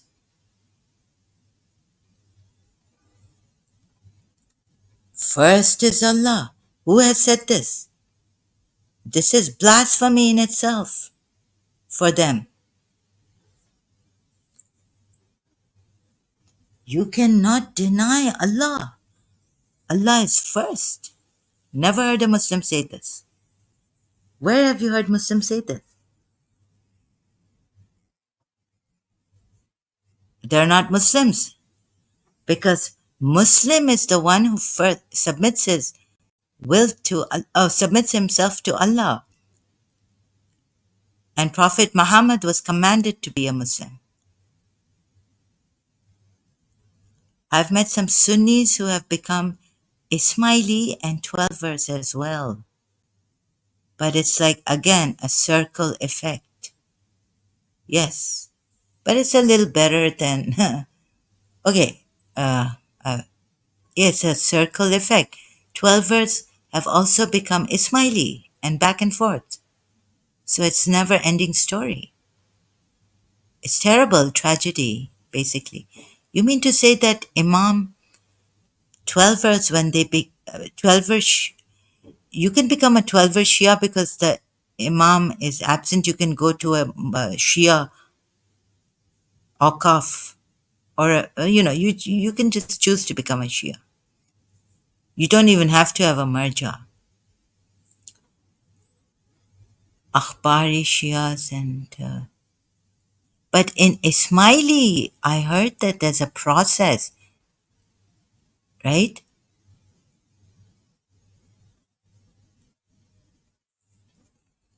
So you see, you're a blitz to be. I think you've not read Jiddu Krishnamurti, right? He says religion. You see, this religion empowering family would understand me where I'm coming from. And maybe you haven't understood the truth seekers who stand on their own.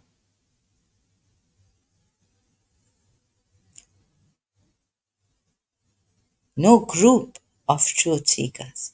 We're not organized. Maybe atheists are more organized than just those straight. We're like straight truth seekers, no group, nothing. Jiddu Krishnamurti has said, to stand alone, searching for the truth. It's the biggest challenge in life ever. No one wants to do that. Jiddu Krishnamurti said you would go back to your religion. Um, no one wants to do this, and unless they're in India, atheists, it's okay. You say I'm an atheist. You put yourself in that box, and then you see so many atheists on social media, and they're all coming together. Or maybe there are some atheists who don't say they're atheists, don't come on social media. They're strong in themselves. Bertrand Russell was. He challenged, at that time, he challenged the Christian. He said, I've left Christianity, church. And why he has left. He could have, God knows what the church would have done to him. The only thing I can really appreciate about the Ismailis is it's a small bunch of community, and to see what they have done from Africa or wherever else and have done pretty decent in North America. Yes, Canada, North America, wherever they are, they're very decent, yes. I can respect that, and that's every community for sure.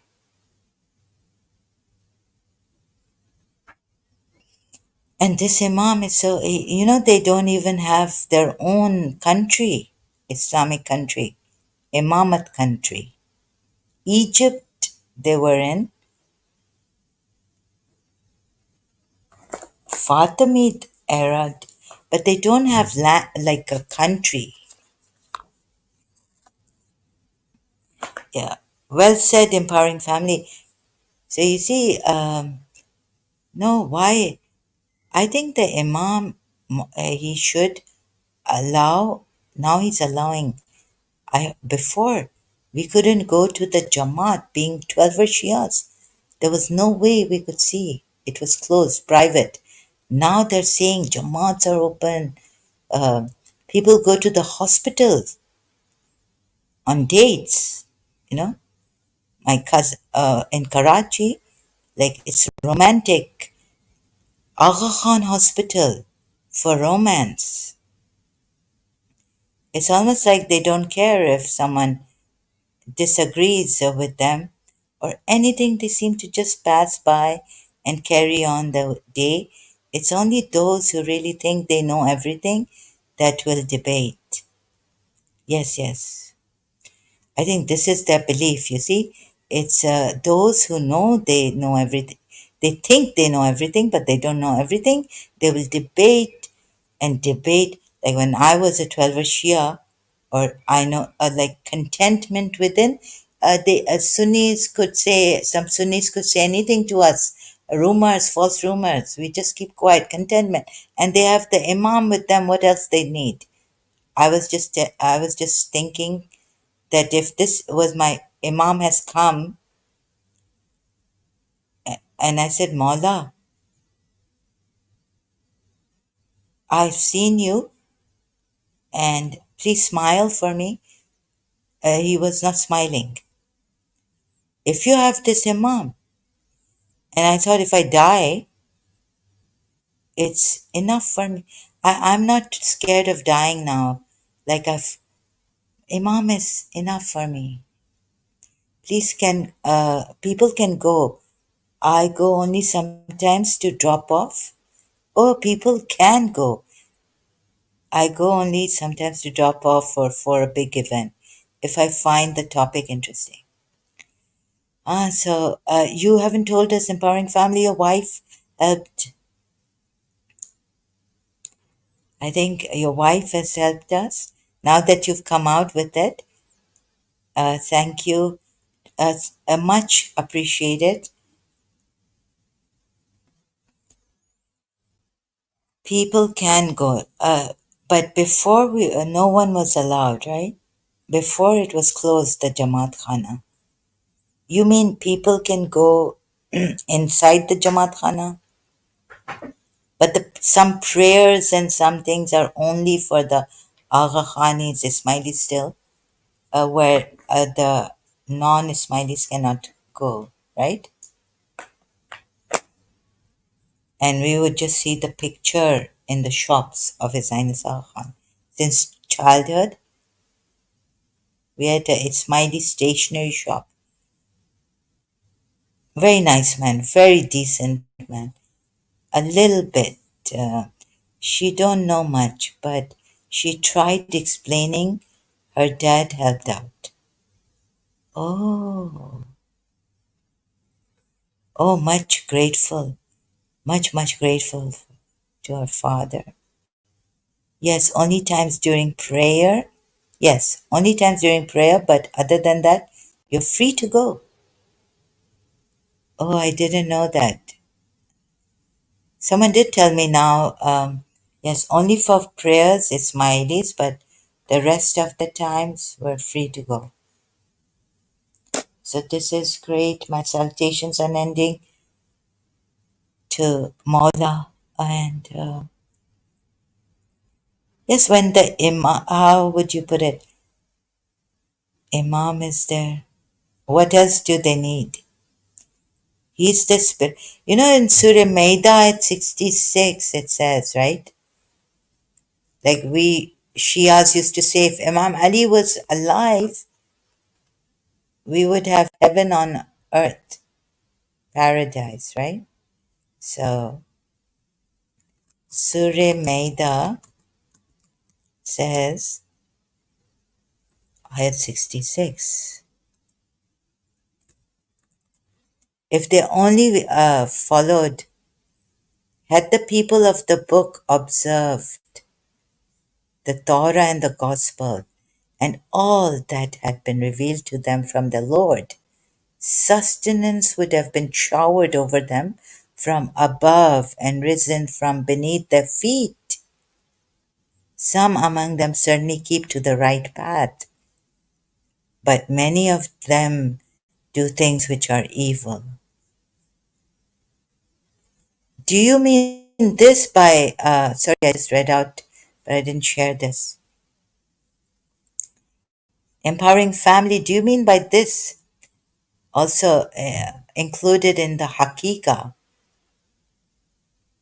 of the Ismailis?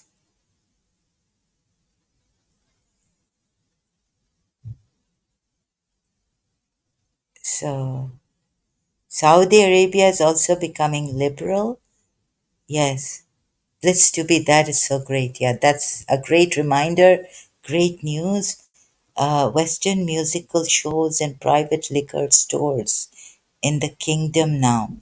Brave MB, MBI, MBL, MBS.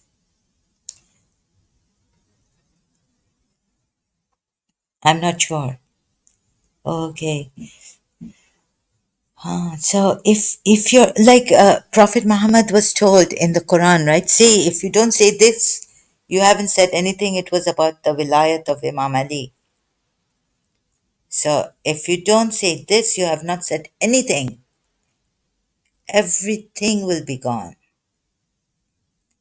Forget La ilaha illallah. From La ilaha illallah to everything else would be gone. Islam would be nothing. Like Allama Iqbal has said, इस्लाम में ज़रबत अली क्या वो के सिवा और एक सजदा शबीरी के सिवा अलावा सिवा क्या रहा है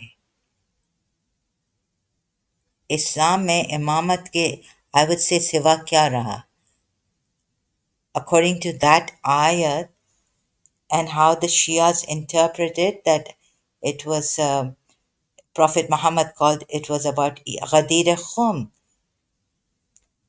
announcing that after me, man kunta Mawla fahaza Aliun Mawla. After me, Ali is your Mawla. If you don't say this, you have not said anything. La ilaha illallah bi nahi rahega. Nothing will remain from of Islam. Imam is the true picture of Islam.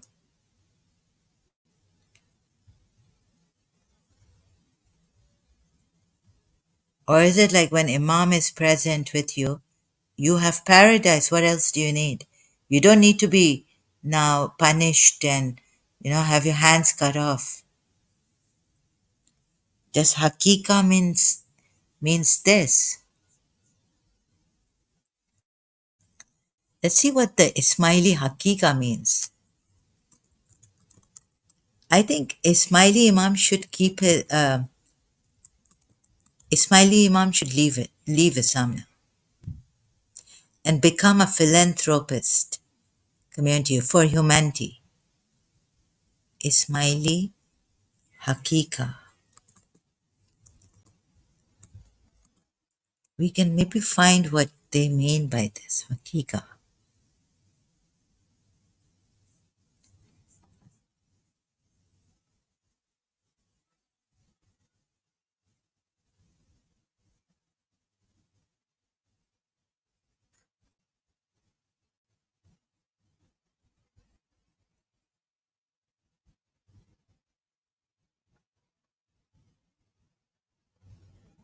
Tasker, which seems that the young Ismailis are aware. Henry Corbin. Ismailism pioneered the most daring metaphysical thought in Islam. Its voice, at once original and traditional, should be heard again today, a task of which it seems that the young Ismailis are aware. Henry Corbin. You don't know what Hakika means. Salutations unending, Mawla. He could be a master. Hakika.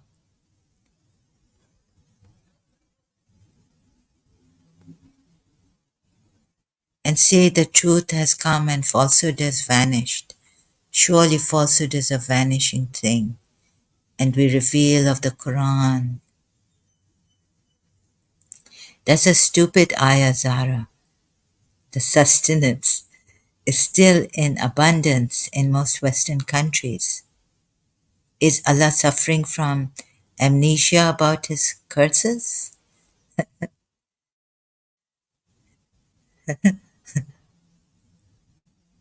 Stupid ayah. Yes, the Western world has much providence. Yes. What is hakikat? Hakika. Ismaili community.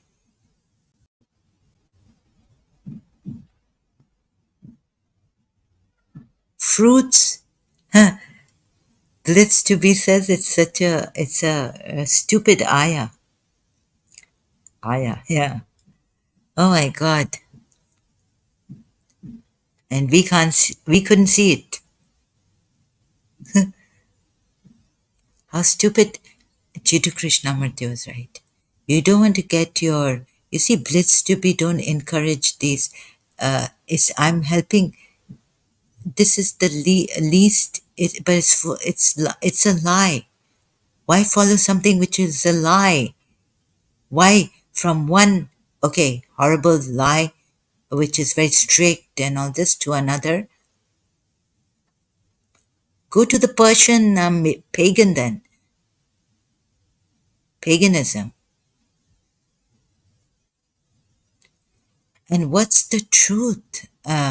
Is there a God or not? Or is providence there? Is God like providence who takes care of you? Life? Be searchers, be your own light, be your own healers. Why hasn't God given us healing within? Imam Ali says a very big thing that your healing lies in yourself, but you don't know it. Please, Imam Ali, tell us why we don't know. And he doesn't even tell us. Wait a minute, do we need an Imam? If the healing lies within ourselves, or Imam Ali needs to be here telling us, oh, okay, your healing lies within you. So Imam needs to tell us this? We don't know that our healing lies within us. Someone has gone to China. Someone goes, I went to India in the sense that for my healing, and I didn't find it. American has gone to China, and they said, no, no, this healer, you can't go there, it's impossible. We've lived, I think we have been close to China, Pakistan, we just ignored it. America has one American. He was allowed. It was impossible. He found the healer Tibetan master, grandmaster, who heals people from a distance. Where is your healing powers?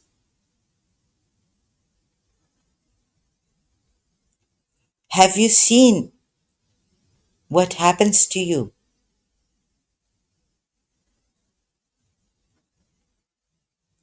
I know of an Ismaili I know of Shias who had cancer. I thought of my grandaunt who went insane. So then, where's your healing? Okay, this grandaunt of mine, she hardly hurt anyone. She's done service. I never saw her hurting people or shouting or screaming or abusing anyone. Even though she lived in that environment, uh, never saw her abusing. And she was always doing things in service. She was a service lady. How come God gave her? And she told me in the end, just before her end, I didn't know she had cancer at that time. Or it wasn't, didn't come up test in the test, or she didn't go to the hospital. But she told me or she hadn't had it as yet. She told me, pray that I don't become dependent on him. And she told me something very personal. So when she reads the Quran in the night time, she was a spinster. She loved someone, but I was told. So, but she never got married to him. And then she never got married to anyone. And she never complained. Oh, I didn't get my twin soul, or I didn't get my life partner. I loved him, but he chose someone else. How come she got cancer and died like that? But she was, my mother then later on told me in year 2000 that no, no, she was dependent. The neighbors, her relatives, her sister came, and she had to also go to the hospital. She said she didn't want to go to the hospital, but she had to go to the hospital. Stomach cancer, very painful. In the previous comment, MBS, Mohammed bin Salman, sorry, typo. Oh, I knew, yeah, I've figured it out. So, suffering from. So, how shall we set, how, empowering family, do you have a, can you help us, like, how we can help the Ismailis? Also, maybe I haven't done a good job. I mean, Muslims are leaving Islam. So why would the Ismailis leave Islam? Oh, sorry, leave Ismailism and go to these other Sunni and Quran only and Shia. Please read if, but what about those who can't read English that much, not good in English? How, Jiddu Krishnamurti. How can we help? I think it's just where whoever will leave. Those who will stay. Empowering family, you're bringing, you know what you're bringing here? It's like fate, destiny.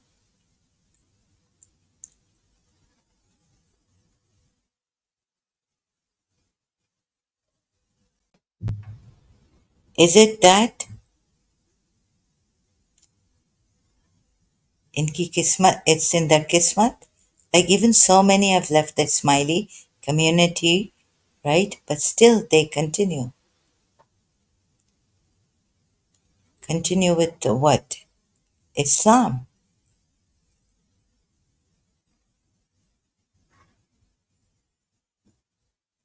There's some problem in the human mind, our brain. We are weak. What do you think makes them continue with this religion? Is it a heavy conditioning? Oh, sorry, I didn't even show this.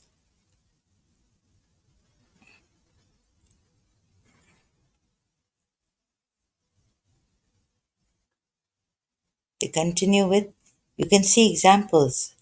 Akbar Khoja or Salim Lalani. But still the Jamaat khanas there, and people coming to worship.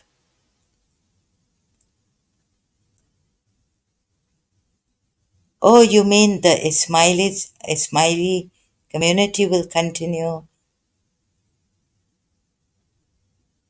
Akbar Khoja has left. Salim Lalani is very famous, and so painful what he says. It's like the maybe yeah, conditioning, because you know what? I have left. I'm helping Ismailis leave, but when I hear Salim Lalani, I'm like, I crack up, I laugh, or I'm in so much pain that I can't get up, or I'm compelled to say something there, but I'm so scared of Salim Lalani. Um, like he would, say something, and and then my mood is off, but I'm not sure. Maybe it's also, why does it hurt me? But I'm not sure. Because he's not telling the truth about his Zionism. It's also a case of brainwashing or whatever it is. This brainwashing conditioning is heavy. And the human weakness, we call it the human instinct to believe in something. If I may, can I share maybe what you can do? Yes, yes, please. I'm waiting for. Yes, I would love that. Please do share. So, waiting and mic muting for a while.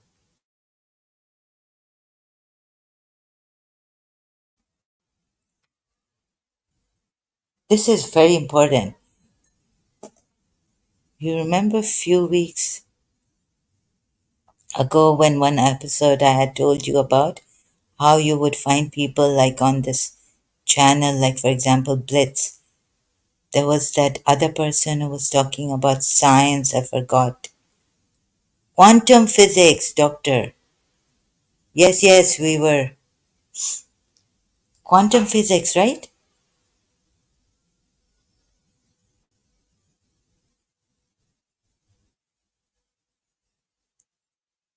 Yes, and we can.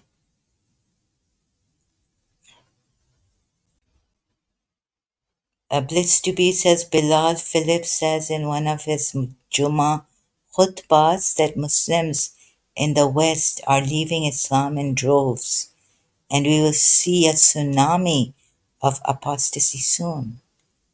Oh wow, I've heard of Bilal Phillips, but he's on he's on YouTube, Blitz to be.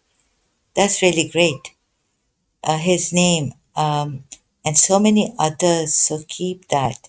You can build upon this. Seeing a lot of people leave, I don't think that would happen in a lifetime. But stuff like this, having dialogue with people helps.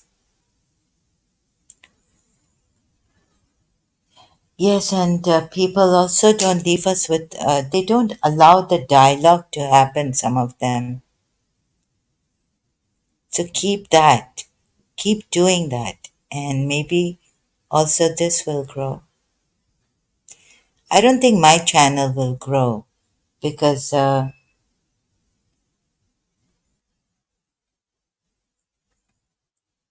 not, I flip and, the madness. People don't want to be with mad people.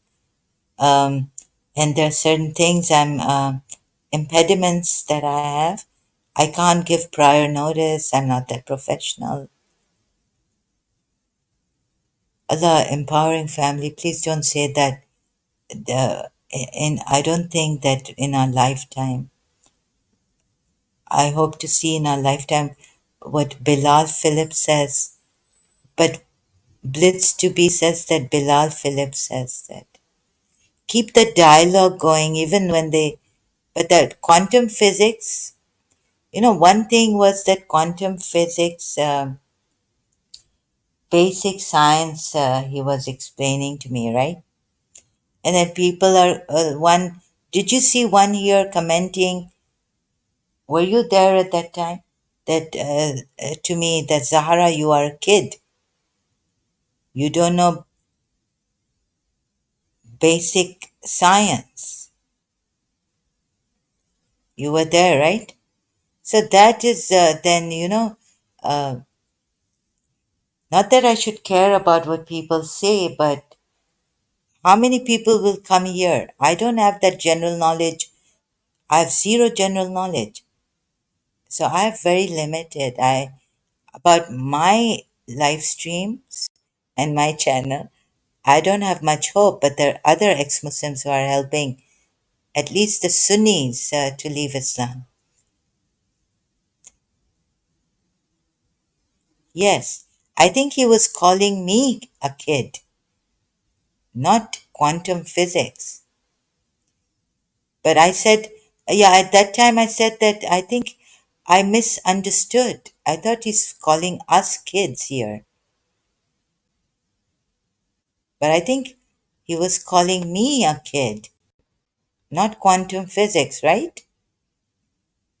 Later on, when I contemplated, because you remember Empowering Family, I told quantum physics that, people are going to say here that she doesn't know the basic, this is basic science, right? And she doesn't know the basic science, and said bad things about quantum too. Acha, that I've forgotten. Yes, yes, and I was saying, oh, he's saying this about us. Yes, okay, I remember. I'm trying to vaguely, yes, but he called me a kid. Maybe you could form a group with those people you just mentioned. I can form a group, but when you asked quantum physics, you see, we don't trust people. You asked quantum physics, he said, "What's your email?" You asked him for his email, but he didn't give his email here, right? He said he's going to make what email, a pseudo email, and then come and give. I don't know where quantum physics is.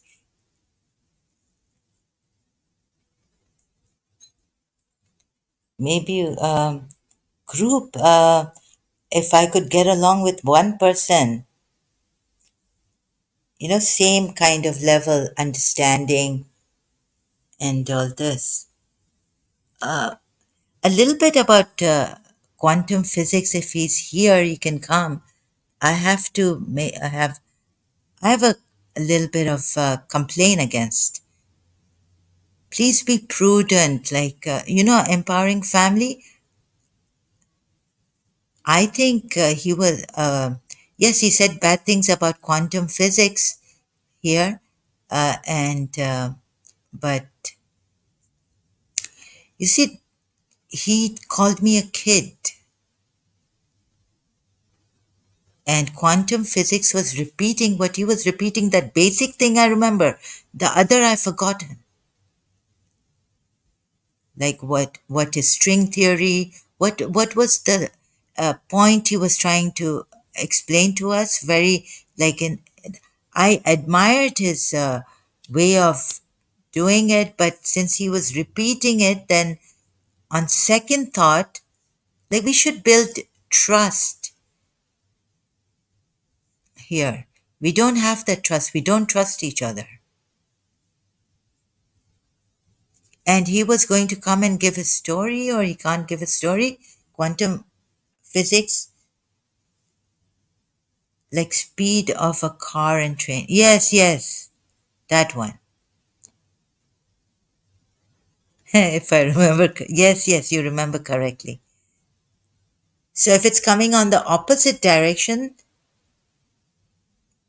he was repeating that so much that uh, people are going to say this person doesn't. It's okay, I don't mind people saying things about me, but when it comes to like building, okay, I don't have any general knowledge, I don't know this, but they come and then they criticize me on that and they leave. People want something professional, something very like they some people, she should be an all-rounder.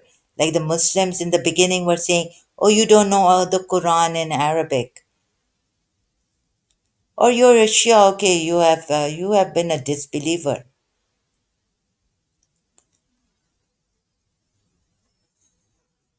What shall we, can you help me? Do you think it was quantum physics is not here, so, but I've spoken about this and I may have embarrassed him.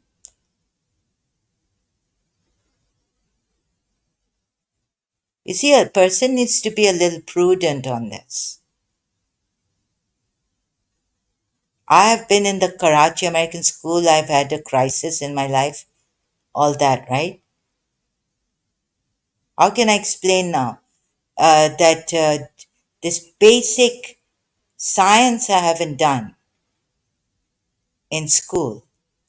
So maybe here's what you could do. Maybe I didn't say it the proper way. You have your goal.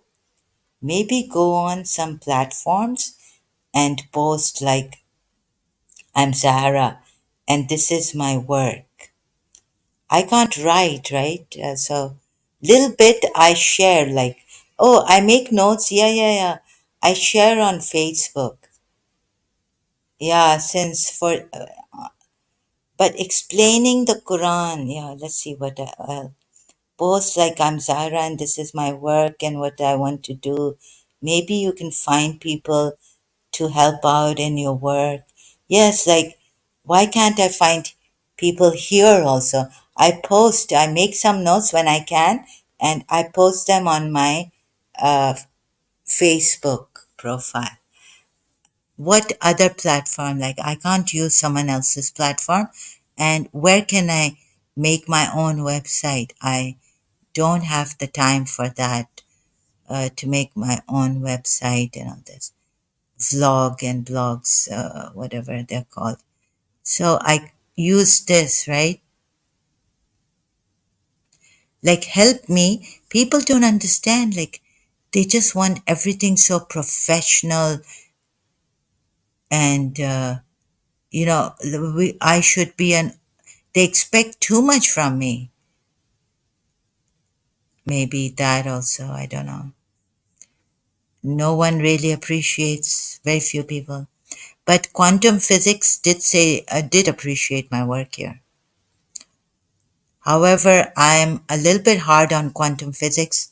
I felt, on second thought, that he should not have like repeated the basic thing explaining to me science here, because already, my head, my mental illness, and I also flip, and very, it makes, so at that time I was like, this is really great that you're explaining the basics and everything. Thank you. I was really appreciative. But after some thought, I flipped against quantum physics also. And I feel empowering family, I feel I hardly have anyone understanding me, or like someone I could get, like, who can understand, appreciate that I'm struggling here. And even talking, I'm struggling. How many hours now? 2 hours, 3 hours now, approximately, coming to 3 hours. So I had negative thoughts plaguing me. I hope quantum physics would understand, but I had to criticize him. I flipped. No, this should not have been done. I flipped on the other side. You remember how I praised him and all this, and he also praised this channel of mine, the work I'm doing here, and then I flipped.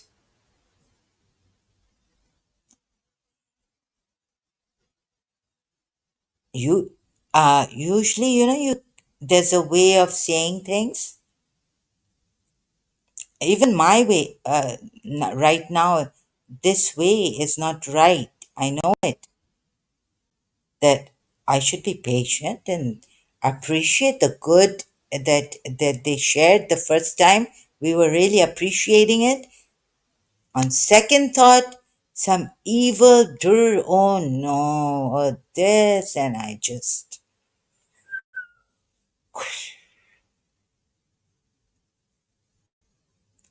became very disturbed.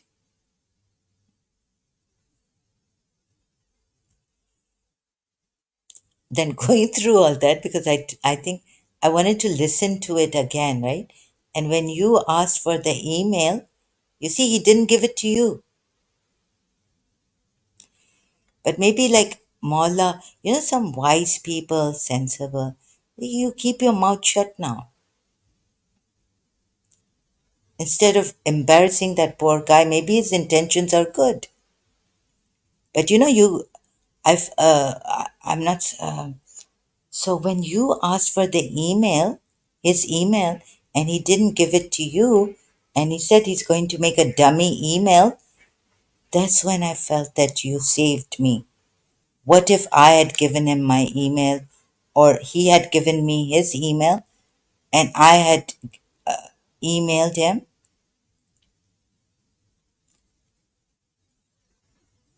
We can't trust. He doesn't show, he's changed his voice. I don't know who he is. And at second thought, I was like,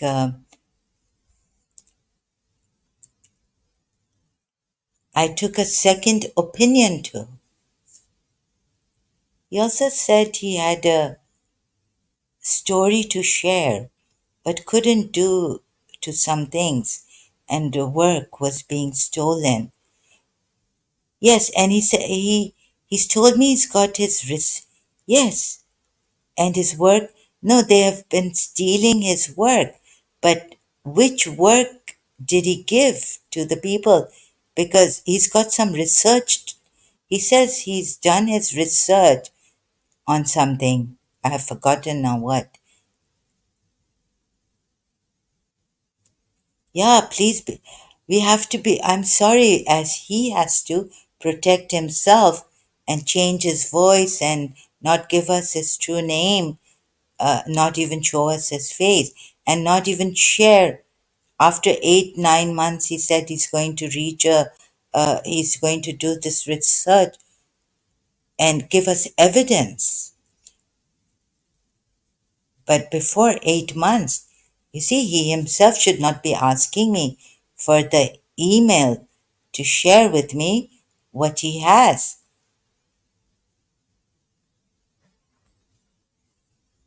So I was a little bit like, second opinion was like coming from another entity invisible to me. So I couldn't hold myself back. I was like, you trust people. We want to make a community. Remember, you said that, we want to, that is hard to make a community, global family, global community of trust, love, sharing, caring, honest. That is the most impossible thing to do. And I felt my whole, like, your birthday gift, I would come back and say, oh, empowering family, we've given you a gift here, a present for your birthday. Where, look, we have these many people here we can trust. I couldn't give you that for your birthday. What did I give you for your birthday? Flipped. I flipped against quantum physics. And then I thought, oh God, all that. You see, trust. We need to start building. Once trust is shattered, very difficult to build. And if you get betrayed, have you listened, do you know Rabbi Simon? If your trust is betrayed, I feel like this storm, I'm gone. When I feel like it's a betrayal, someone has lied to me, it's the end of my world. It incapacitates me to a great extent. Shocking, it's so shocking. It's a very, very most unhealthy thing. One is when a loved one betrays you or rejects you after having accepted you, and you don't know why, what you have done wrong, like these small things, like with the teacher student thing. But another is when the heart is broken, when you hurt someone's feelings, you literally break someone's heart when they have been good to you and they love you, but they're not going your way. They don't love you the way you want them to love them. So these kind of things, but the intentions, heart is good. Another thing is when you're betrayed, your trust is betrayed. That's the worst disease. That's the worst thing you can do to a person. So what we need to bring in this world is first honesty, trust, not to betray the trust someone puts in you. How can we trust each other?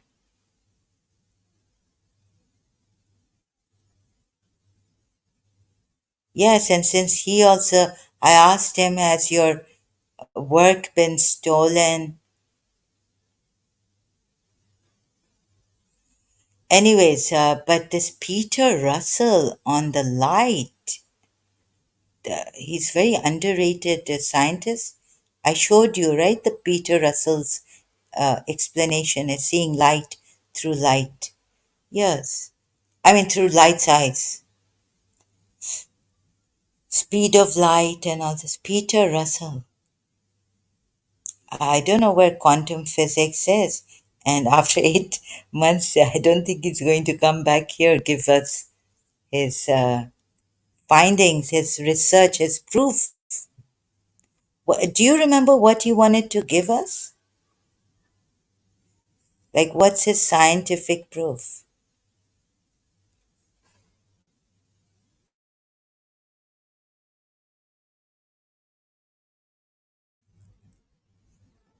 Are you here, Empowering Family? So, first thing is, I'm not sure. Oh, yeah, even I forgot. But all I remember is the train going in the same way, car and train. And yeah, so this, I don't know. Please, quantum physics, can you come here? So, my heart was broken when someone here, someone after the live stream, I had a second opinion. Oh my God, my heart. I felt I've had so many betrayals, and this can make someone go insane if the betrayal keeps going on and on and on. Then there's no life. Okay, there's only life that you breathe. Like Sadhguru says that this life in you, beep, like this, like Oprah Winfrey and all this, and in our Shia, in our Islam too, like count the blessings of God that you are breathing, at least you are here, you have life, you don't have to do anything or become anything. But then people say you are a burden, get up, start working. I have to get going now. It's been such a pleasure joining. It's been such a pleasure having you here. Thanks, Blitz, as well. It was nice meeting you. Take care. Have a great day. Have a great day, empowering family. I'm going to miss you, and I haven't flipped on you yet, or maybe I did a long time ago. Will hopefully join when I can. I'm going on vacation next week, so not sure. Oh, have a great vacation. Have a great vacation. How many internet will be? Oh, how will your internet will be? How my internet will be? Okay, I hope you get a good internet, but just don't worry about it. Just enjoy. Thank you for telling us at least. Enjoy your vacation. Have a beautiful, wonderful vacation. I don't think you will even need the internet. Since you're going on vacation, just enjoy it. Have a beautiful time. And then hope to see you after your vacation. So it's been such a pleasure having Empowering Family. It's been great. I'm also learning. I make mistakes. I flip on people. I tell myself, like I was saying, look, Sahara, at this time, you know how when we come here for a dialogue or showing against what I found against Ismailism, no bad feelings or anything. It's just honest, respectful, and get your true element. Trying to avoid these. Oh, trying to struggle against my demons inside. Zahra, remember your old self and your mother's ways, what she taught you. Remember the dialogue, not any arguments. So, empowering family really helped, really so much. Thanks, Blitz to B2. From me also, I should Thank him. And yeah, like His Highness Ah Khan, you know how he doesn't he doesn't get into, he's not had a problem with people, like even the gurus of India. It's only when you, what is it really here that's missing in us?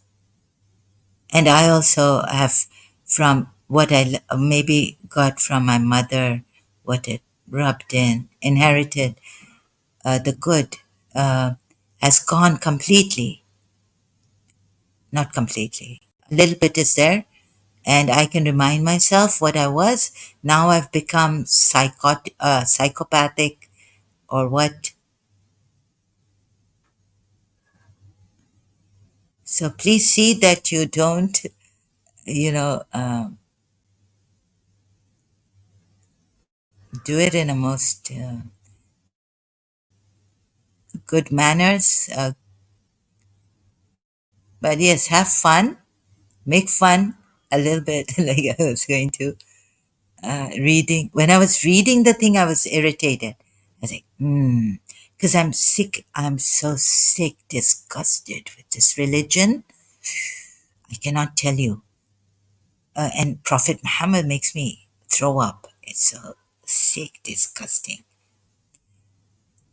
So going back, I was telling, I was like, it's disgusting going back to this religion, although it's a very, it's beautified by this beautiful imams. I don't know when the imams changed,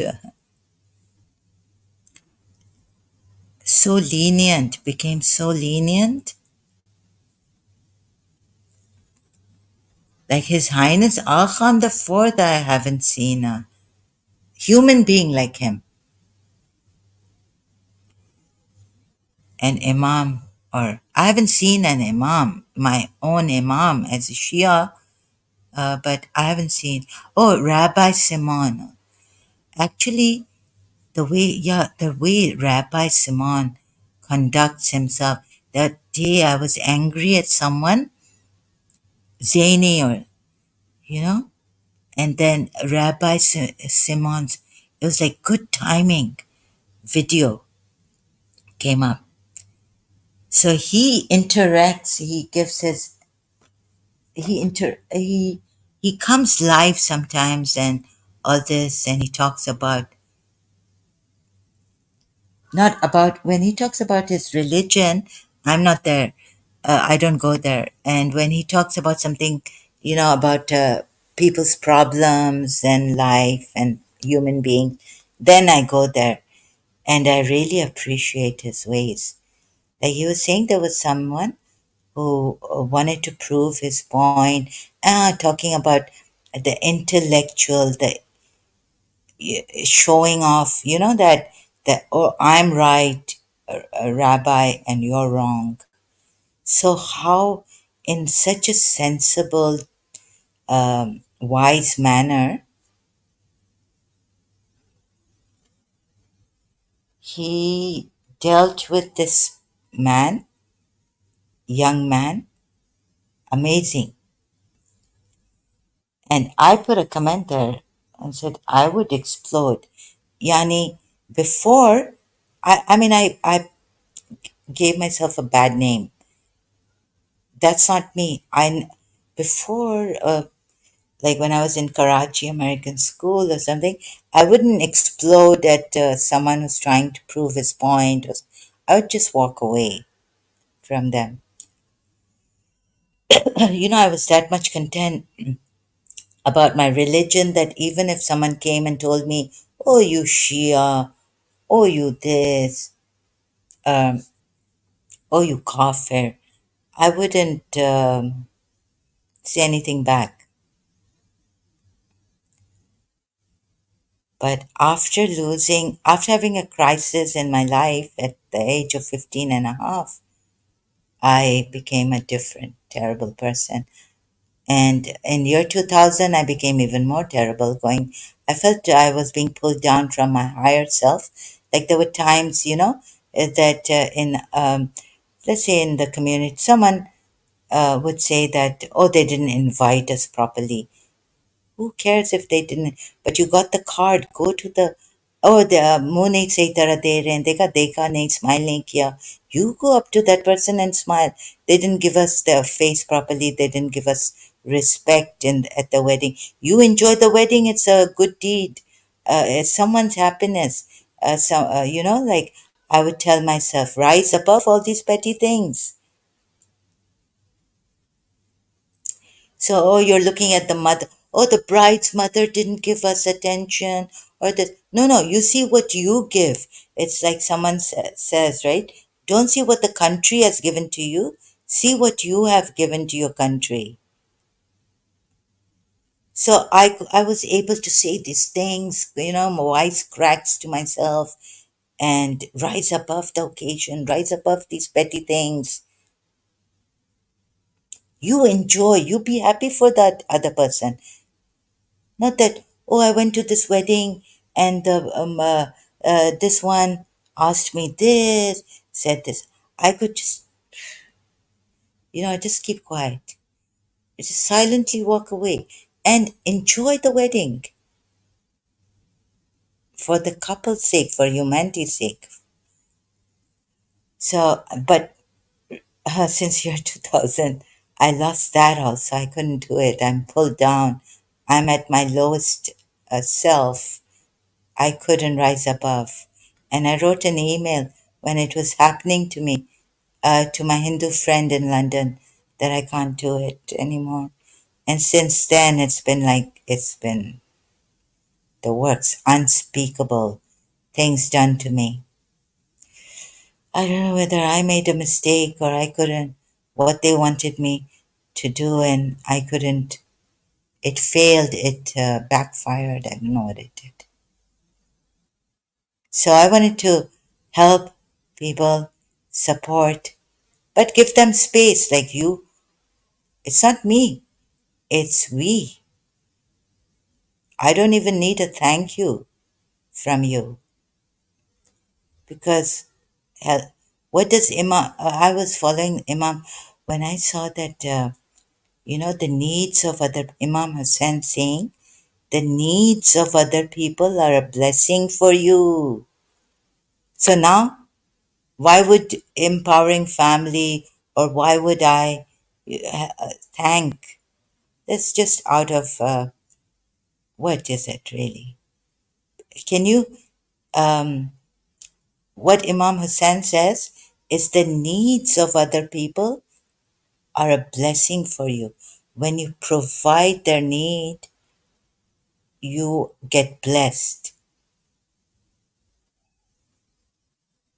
So now, should the receiver feel lower than the giver? Should the receiver feel lower than the giver? Both become equal. And you shouldn't be saying, but I've done a favor to you. But Surah Azab verse, oh, Allah has done a favor to you and Prophet Muhammad has done that, poor Zaid. Okay, but Imam Hassan has said this. There's a saying. Now, this is a very brilliant saying, right? We see people telling, some people saying, oh, I did this for her. I don't get appreciated. I don't even get a thank you. But remember Imam Hussein saying, right? Needs of other people are a blessing for you. So that I loved because I could see it where, we wouldn't be looking down at the needy person and saying, oh, you are needy and I have to give you. And I feel like I'm so, I'm the better person. I'm the provider. I gave you. feeling proud or arrogant, a little bit of that ego coming up. Imam Hussein just, that saying of Imam Hussein just levels your giving, favoritism, or ego coming up. Because we all are needy of blessings, aren't we? Even the richest kings and all need blessings.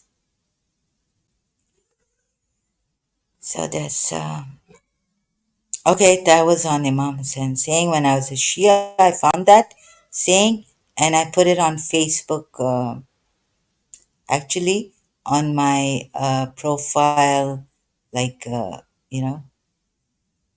as a quote, not in my notes. So this, and I now am, my lower back starts hurting since I, since yesterday I felt His Highness.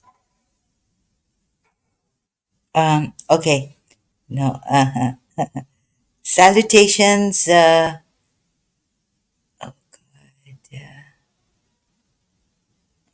Thank you so much. Salutations to everyone. Unending salutations and empowering family. Blitz to be. Have a wonderful, beautiful, awesome day. Be free. Let's discover. Let's have.